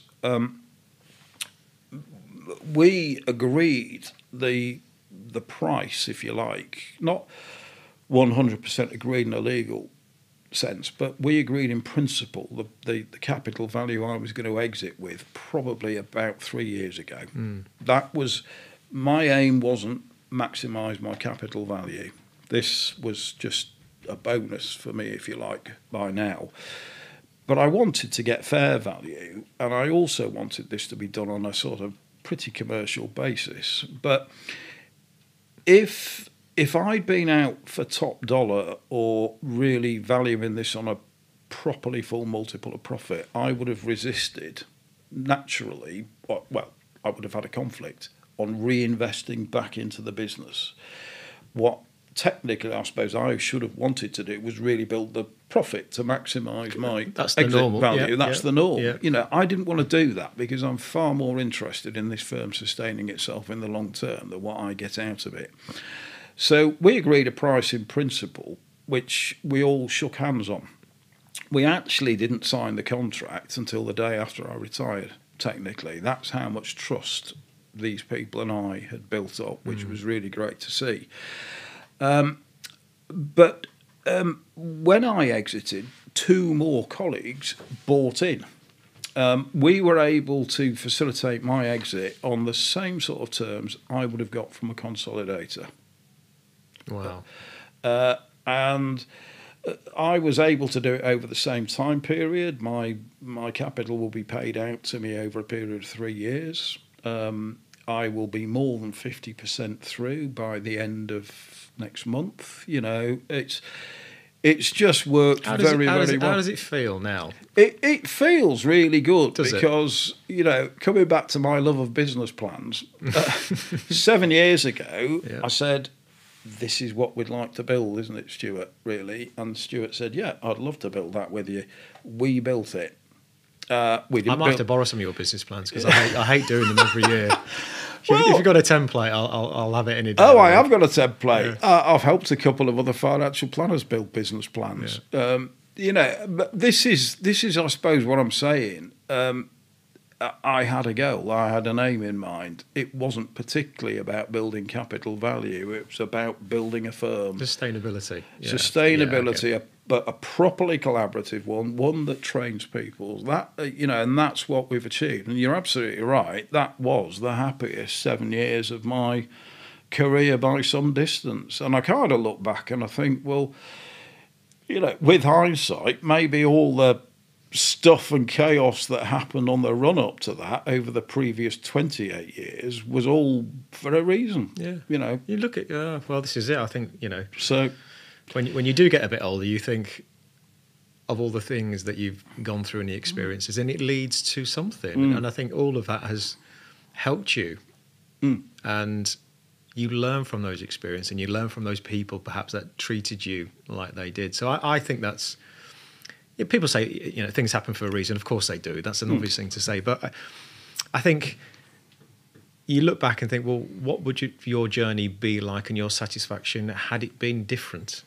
Do you know what I mean? You can start to ponder some different things. You can. You could have stayed as a chartered accountant. You could have carried on doing something else, or be quite happy as an equity partner and not think about, financial planners are leaving, so maybe I need to do something. So it could have gone in different direction, but this was the path that ultimately led to an MBO and ultimately led to that business still to continue.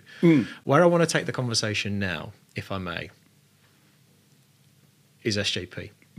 Because the reason I want to do that, because... Well, that's why a lot of people... This is when they all turn in. To this. Yeah. But I actually think it's really... the good thing about having a podcast, it's not because it's a podcast, it's a conversation. And it's allowing you to express your views and your thoughts and your experiences. Because now I know people are thinking, right, where's the SJP thing? And I think, that's fine. Because you talk about the happiest time of your career that's just been now, but the public perception of you is quite grumpy. Okay, now it'll get worse, and I will be honest with you, and I will be honest with you in terms of my opinion, how I try and look at it from an outside perspective. And I guess the question that I've got for you is, with SJP or even models like that, what's your end game? What are you trying to achieve?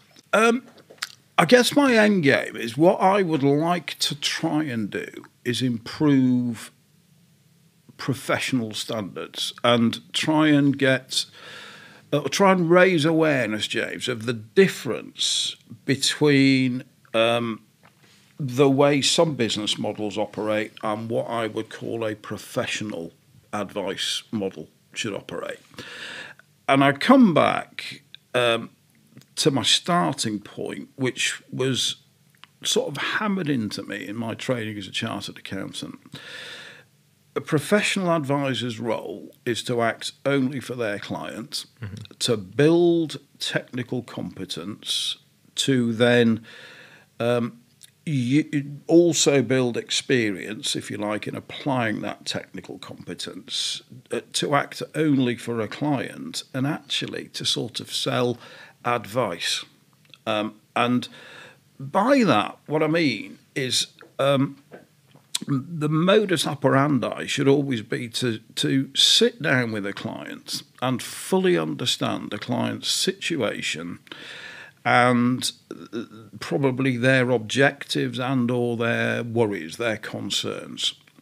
And once you've got that understanding, to address what the client wants. What does a client want? Well, a client ultimately either wants a plan to achieve some objectives or a solution to remove some worries and concerns. That's broadly what professional advice comes down to in my mind.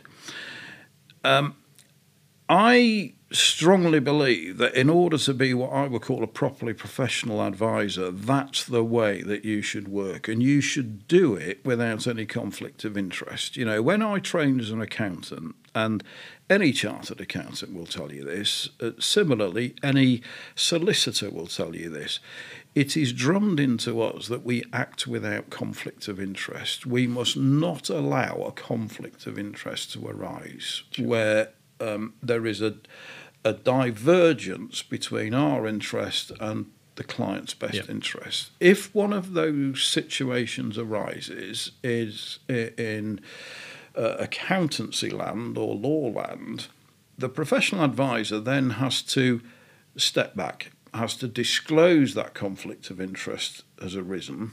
Well, for a start, they've got to do everything they can to avoid conflicts of interest. But if one does arise, they've got to take a step back, stop, disclose the conflict of interest to the client, and then bow out and direct the client somewhere else to another professional who hasn't got that conflict of interest. Now, my big issue with a lot of financial advice is that financial advice in the UK is provided on two sides of a fence to me. It's very straightforward and simple. On one side of the fence, you've got people who will call themselves financial advisors or wealth managers or financial planners or whatever they want to call themselves. They are first and foremost representing major insurance companies, product manufacturers, or investment managers. Sure. Their role is very similar to the role that I used to perform at Teachers Assurance back in 1988 or 89. It's, in some cases, very similar to the model I was offered at Allied Dunbar. So these people are first and foremost agents of their principal. Those principals make their money not from giving financial advice, but from charges that are applied on their range of products or an investment. Okay. Now, therefore, to me, that advisor's role is simply to get those products and investments to market. They may argue they wrap financial planning or whatever they want to call it around that end result, but the point remains that is how their principal makes its income. If they did not get enough of that product and investment to market, their principal would no longer tolerate them as part of the sales force. Because if they don't shift product or investment, they are of no benefit at all to that principle. But there are other firms who have similar models. There are other firms who have got clear conflicts as well. But your ire seems to be very much directed at one particular firm, because and I've had people contacted me, directly, and it's almost every time there's a particular post, within a few minutes, there's you. But other firms will be posting and you're not there. So it's almost there.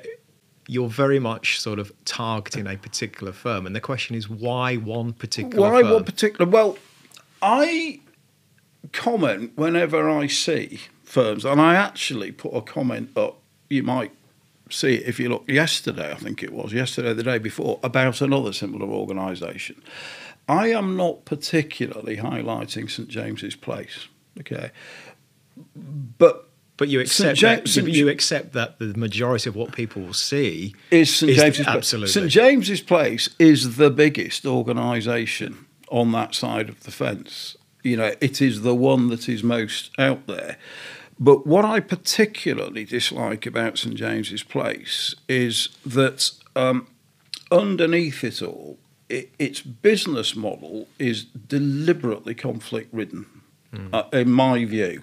And if St James's Place want to take me to task on this or correct my understanding, please do. And you're happy to debate this. I have offered to debate this with them. So. And obviously, I don't want to say anything that's untrue about St James's Place. I can only go on my understanding of what I see. So this could be incorrect. But what I see from where I'm sitting is, I suppose, one of my main concerns is I don't think that an awful lot of consumers understand exactly who they're dealing with. I don't think the FCA's definition of independence helps. Okay. Yeah, that's true. I, to some extent, think, well, with a consumer, it's down to them. You choose an advisor that you're happy with. But what I do believe is that not all clients are fully informed about the status of their advisor and the implications of the business model. But that could be said about many firms. Oh, it could. Yeah. Yes, no, it could.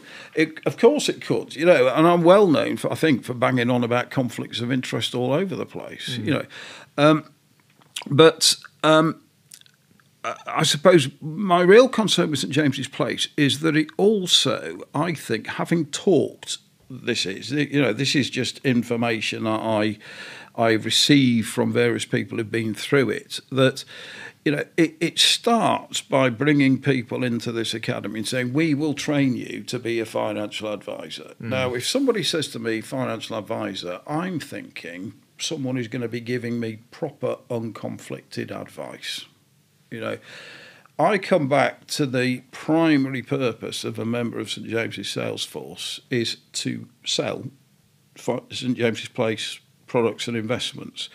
I don't think it is to give advice. I think they masquerade as giving advice to the extent that it gets to the product sale. They will disagree with that. A lot of them will and do disagree with me. Do you think you can be an ethical advisor working for these firms? I think you can be an ethical advisor working in that environment as long as you fully disclose all of your conflicts of interest to the client. Yeah, that's what it comes down to me.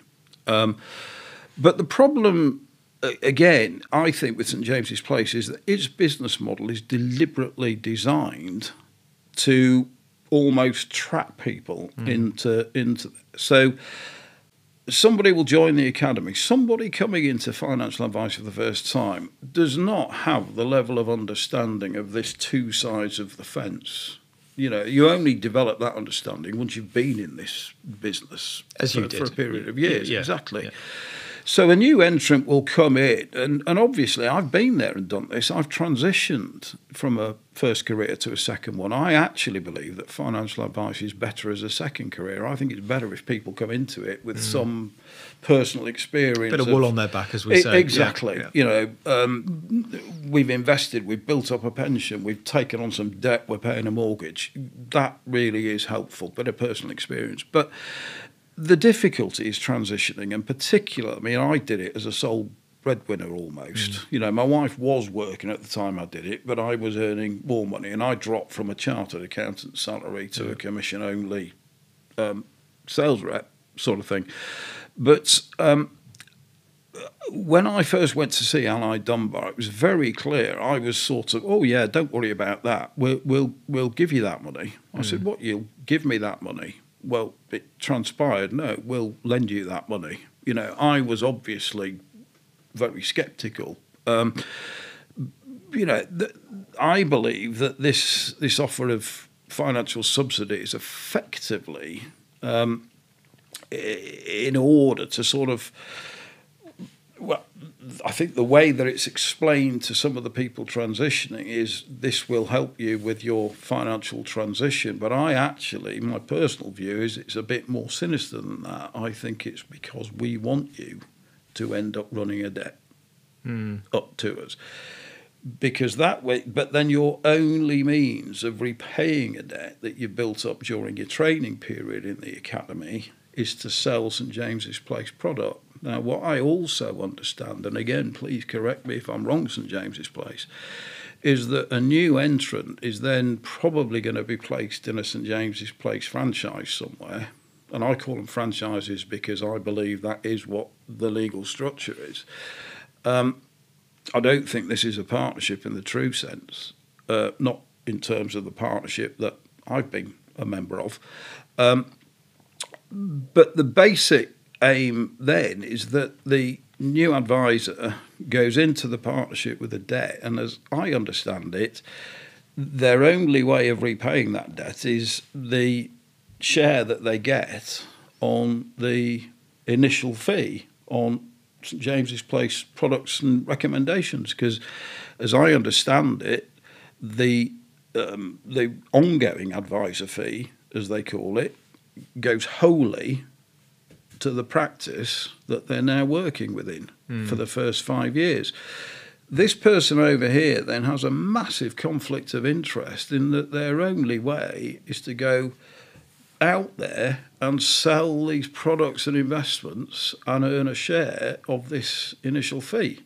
Exactly the model that I was looking at 30 plus years ago. This should have moved on, basically. I don't believe that clients of St James's Place have a full understanding of that. I don't know whether my understanding is fully correct, but this is what I am told. So this is what you've been led to believe. Okay. Yeah. And the other thing that I've then been led to believe is that if the new advisor stays with St James's Place for 5 years, then St James's Place, and they have shifted enough product to have maintained their sort of place on the sales force, then St James's Place will offer or will help arrange further loan funding so that they can buy the rights to the ongoing fees back from the practice that's recruited them. Now, again, that's just almost akin to slave labour in my mind. It is taking advantage of these new entrants. It is not training them to be what I would define as a professional financial advisor. It is putting them into a model which effectively, from where I'm sitting, looks a lot like a pyramid selling scheme. Because at the other end, as I understand it, the retiring principals have one route to a lump sum, which is sell the fee base that they built up to another St James's Place partner coming up from underneath. And, I've looked at the accounts of some of the St James's Place franchises, and what really does annoy me is that if you applied the same standards of solvency as the FCA would apply to an independent financial advisor, these St James's Place franchises would not pass it. Why would you look at someone's accounts, though? Why would you go into that minutiae detail? Because this is where I start to think it becomes a fixation for you. Because you're only going to do that if you are genuinely interested and you want to go into a lot of detail to obviously, back up your claims, etc. But it seems to me, Dave, this is becoming like a crusade. It's not becoming a crusade. What I am legitimately trying to do is explain the St James's Place business model. Explain or expose? Well, in fact, I suppose, James, the starting point is understand, because, as I've said, this is my understanding. Yeah. Now, if I'm wrong, St James's Place should tell me I'm wrong and explain why I'm wrong. But they refuse to do it. That suggests to me that I'm probably right. Now, my problem is that having worked in financial advice for 35 years and having started in almost, not quite as conflict-ridden as that, but starting in that model in 1988, the rest of the world has moved on. If we are ever going to turn financial advice into a proper profession, my view is that sort of practice has to stop. Now, my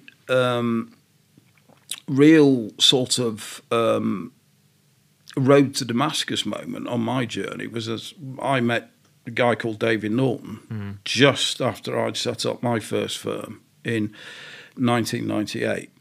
And I was that was my first attempt at sort of coming out of the accountancy practice. I'm going to be a proper professional, conflict-free financial advisor.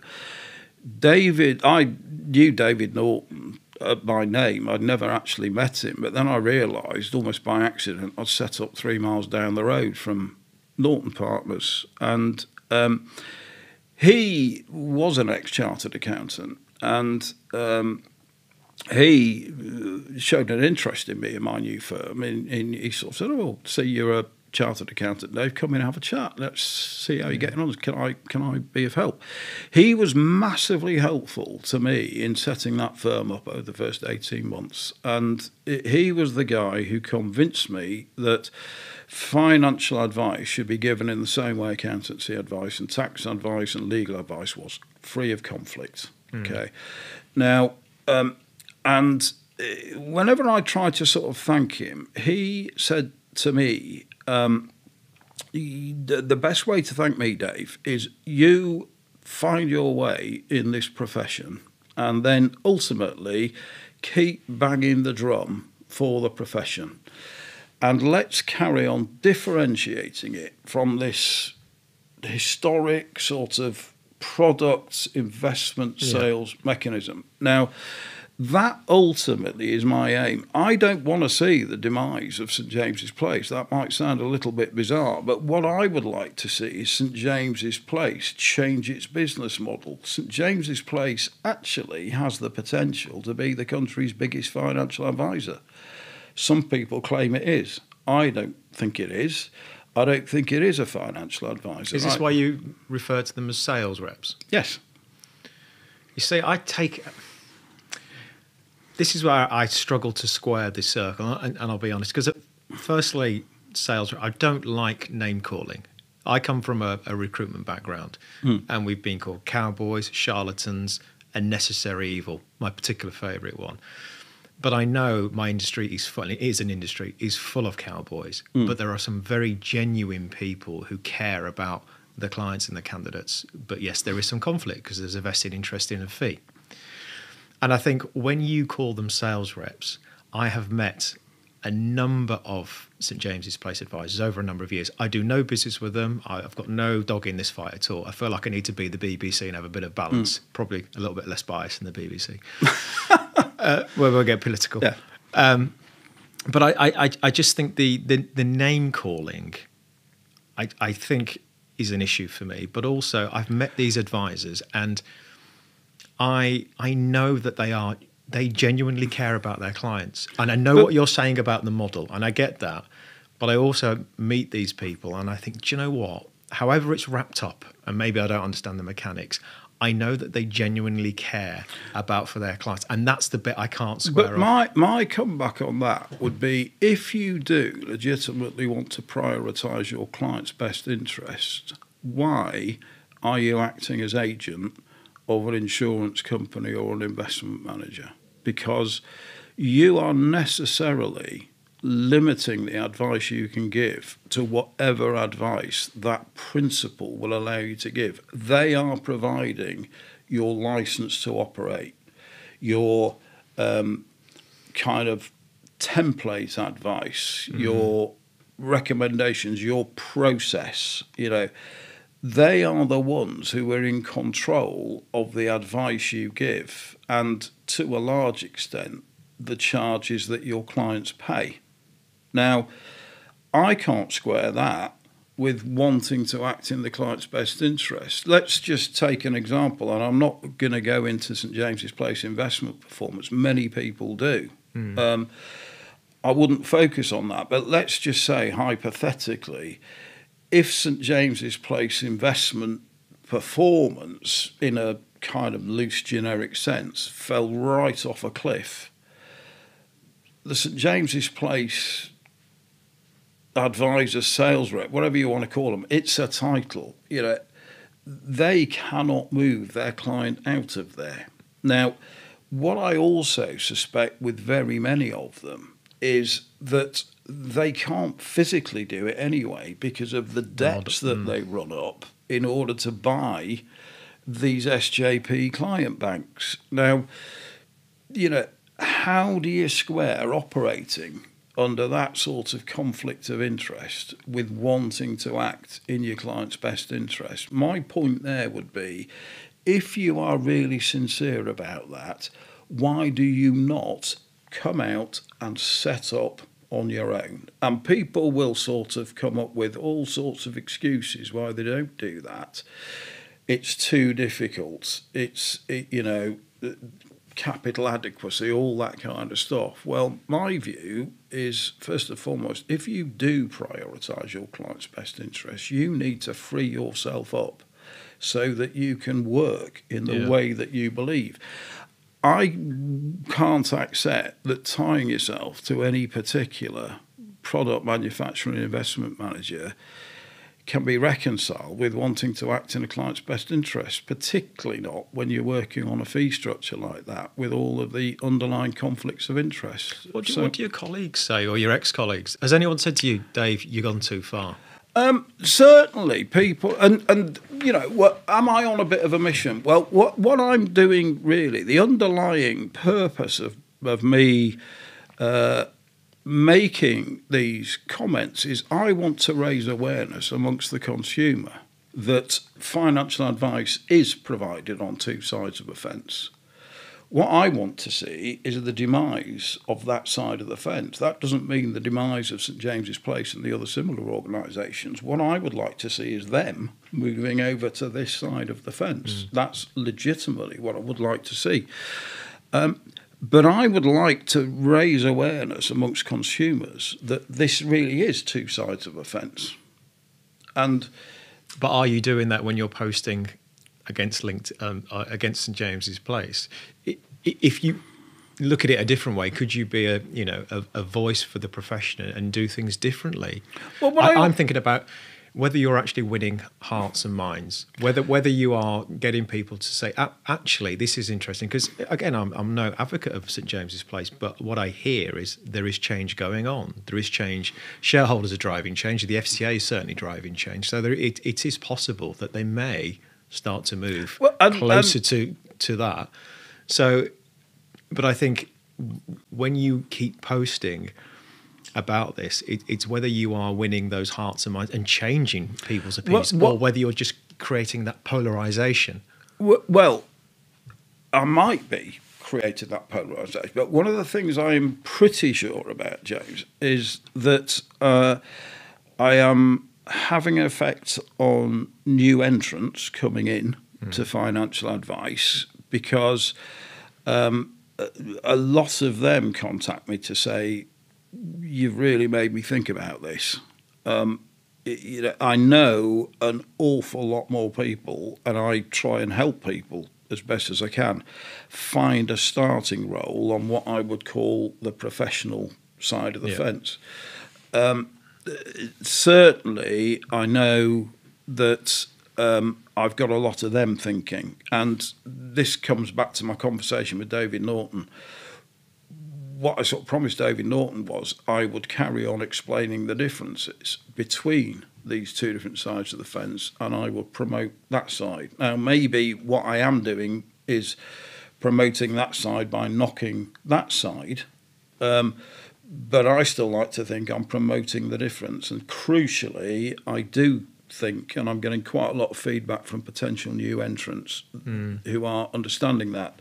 I also get quite a lot of feedback from professional connections who say, Dave, you're the only black and white sort of, to coin a phrase, financial advisor I've come across. You believe in just telling the truth. Coming back to your point, have people ever said I'm going too far? What I felt was that the best way to do this and start expressing my views was to do it when I no longer had any connection with any practicing firm.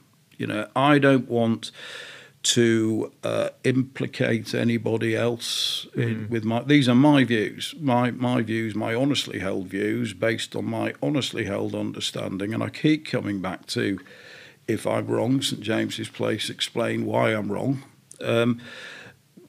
So I felt it was best to do it when I moved out of Centurion. Because I'm a little bit sceptical about that. When people suddenly become quite vocal about a particular subject, because I've always felt if it's a long-held belief, then you will sacrifice whatever it takes. You will sacrifice because it's a belief system, and it's almost. And I'm not criticising you in particular, but suddenly you're retired, and it's almost like you've got nothing to lose now. So, but I did before maybe.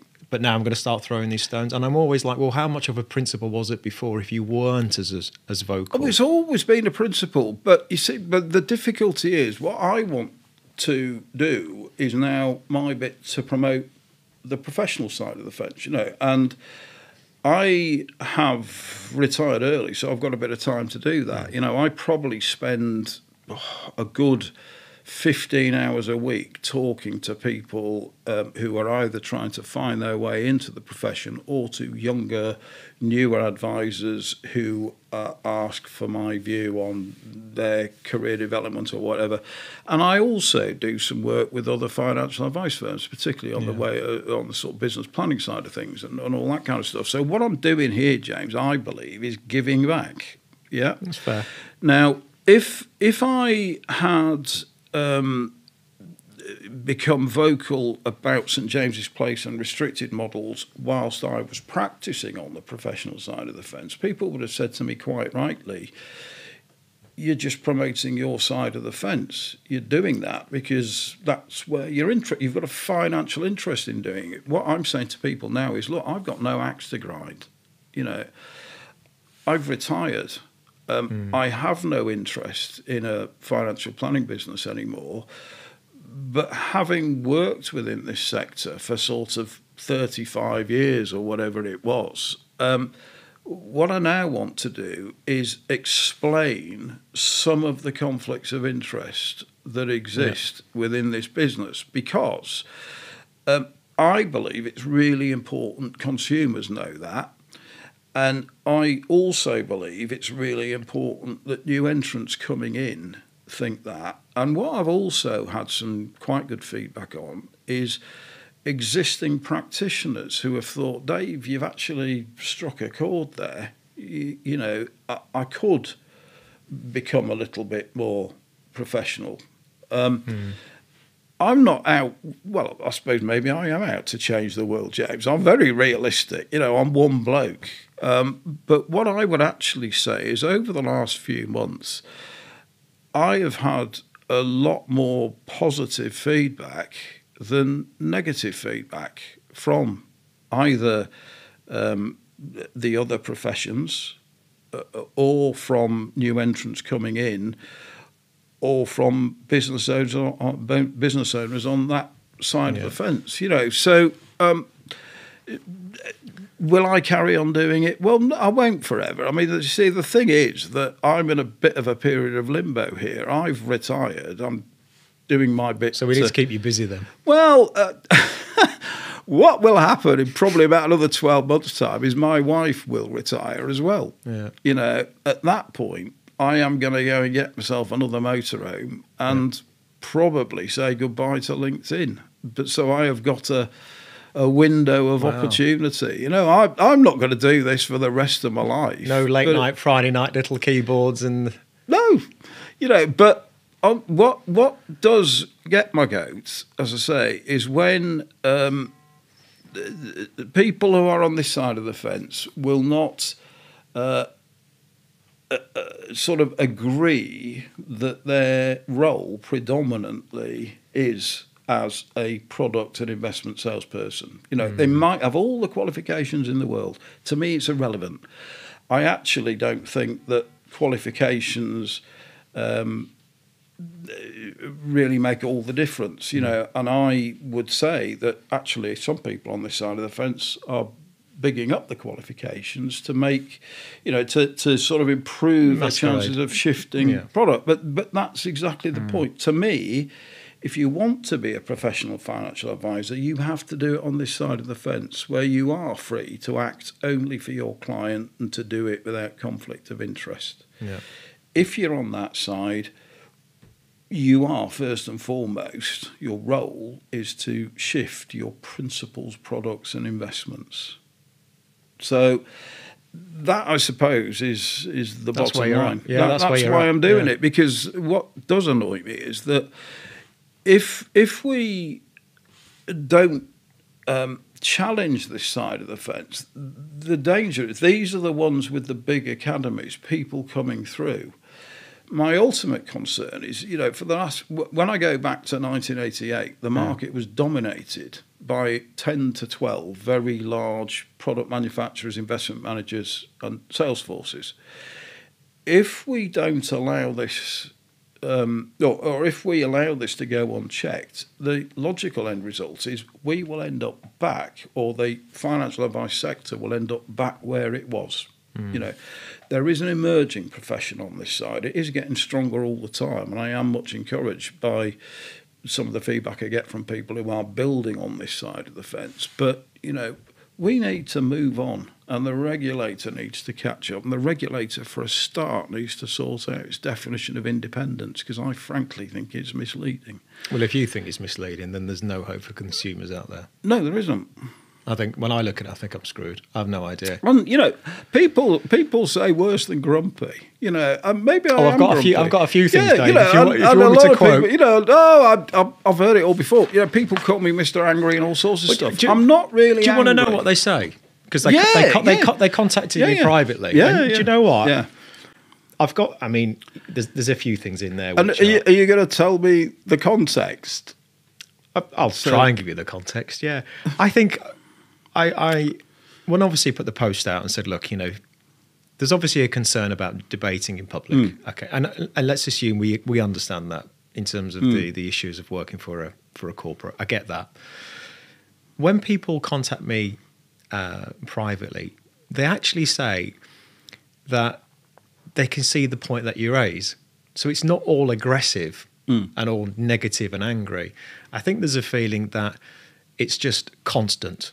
And it's constantly SJP. And there are other businesses, other models out there, but you seem to be the first one to comment on a particular post that you see. But it's almost like, Dave's got a point, and but there are other points that I would like him to listen to. And it's like, well, that's great, but that's the bit that he wants to know, have the debate. But it's not vitriolic, it's not that aggressive, but it's almost a case of, look, Dave, just pipe down a little bit. Just pipe down. There was one comment about your perception of being grumpy, but also the word bully was mentioned, and I thought that was quite harsh. What? Because the definition of a bully, and it's like, what are you doing? Are you bullying a company? Are you bullying an individual? So that was mentioned. The sales rep was mentioned a few times. They refer to us as a sales rep. So I think that's my point. That is what you are, isn't it? What's your role in life? You are acting as an agent of your principal, and your role is to sell its products and investments, because that is how your principal earns its income. And I do see that. That. And if you didn't sell enough of that, you wouldn't be an agent anymore, because you'd be of no use to that principal. And that's the bit I find it hard to argue that, because I understand that. I am. But you don't believe they're all bad people, SJP? No, I don't believe they are bad people. But what I do believe is that they are either misguided or a bit naive about their status, or in some cases they're perhaps being deliberately disingenuous about it. I think you get that. All walks of people that I've met. I've met some very well qualified, certified, chartered financial planners, morally bankrupt, awful people. And I've met people at St James's who are absolutely lovely. So again, I think on balance, I think it's about the person. But I still come back to, if you are legitimately going to put your client's best interest first, don't put yourself in a position of conflict. Yeah, and that's obviously you're advising people, the young people coming in. That's just black and white with me, and maybe it's because it was hammered into me in my first career. Yeah, but I just think it's common sense, and I'm a Yorkshireman from around these parts. You say how it is. And I think, but having an opinion isn't a bad thing. And I don't get me wrong, James. I don't per se believe sales rep is a derogatory term. I just think it is an actual accurate description of the role they perform. It is not me who is saying, I have friends who are what I would call sales reps. Their role is to sell products and investments. And this comes back to my definition of the sort of two sides of the fence. An industry manufactures and sells products, products, investments, whatever. Yeah. So be that insurance policies, be it pension contracts, be it investments, or just be it widgets. That's what an industry does. It manufactures a product and it takes it to market through some sort of sales activity. In this case, through a human sales force. Okay, that's an industry. On the professional side of the fence, a professional advisor sells their knowledge, their competence, their experience, and to some extent their personality. And what they do is they build strategies or solutions to achieve objectives or solve concerns. Now, some people might not draw that distinction, but that's the distinction I draw. And it is an honestly held belief. And I can say that it comes through, and it comes through your career, it comes through everything, and the person that you are. And I totally get that, and I can, and I do see your point. I'm not going to say I don't. So I don't think sales rep is derogatory. I think it's inflammatory. It might be inflammatory. I agree. But what I am trying to do is, in part, get St James's Place, let's call them advisors, okay? Let's use that term. Don't smile. What I am trying to do, if you in did part, that, I think you would say is get St James's Place advisors to reflect on, actually, underneath it all, what is this role I'm performing? Yeah, what am I really doing here? Because I can't reconcile this desire to give proper professional financial advice and put clients' best interests first. I simply cannot reconcile it with being on that side of the fence. Do you know what I find, Dave? My intuition, I think you're a really genuine person, and you believe this. I'm certainly genuine. Yeah, and I get there's no malice. I think sometimes the language that you use, and I think sometimes the late night sort of keyboard stuff, I think is inflammatory. And I think you know what you're doing there as well. But I get where you're coming from. My fear is, and I sort of liken this to a group of people, don't take offence, but it made me smile. But it's almost like I don't want you to become like Just Stop Oil. Like a noble sort of crusade or a noble message, but actually just pissing people off.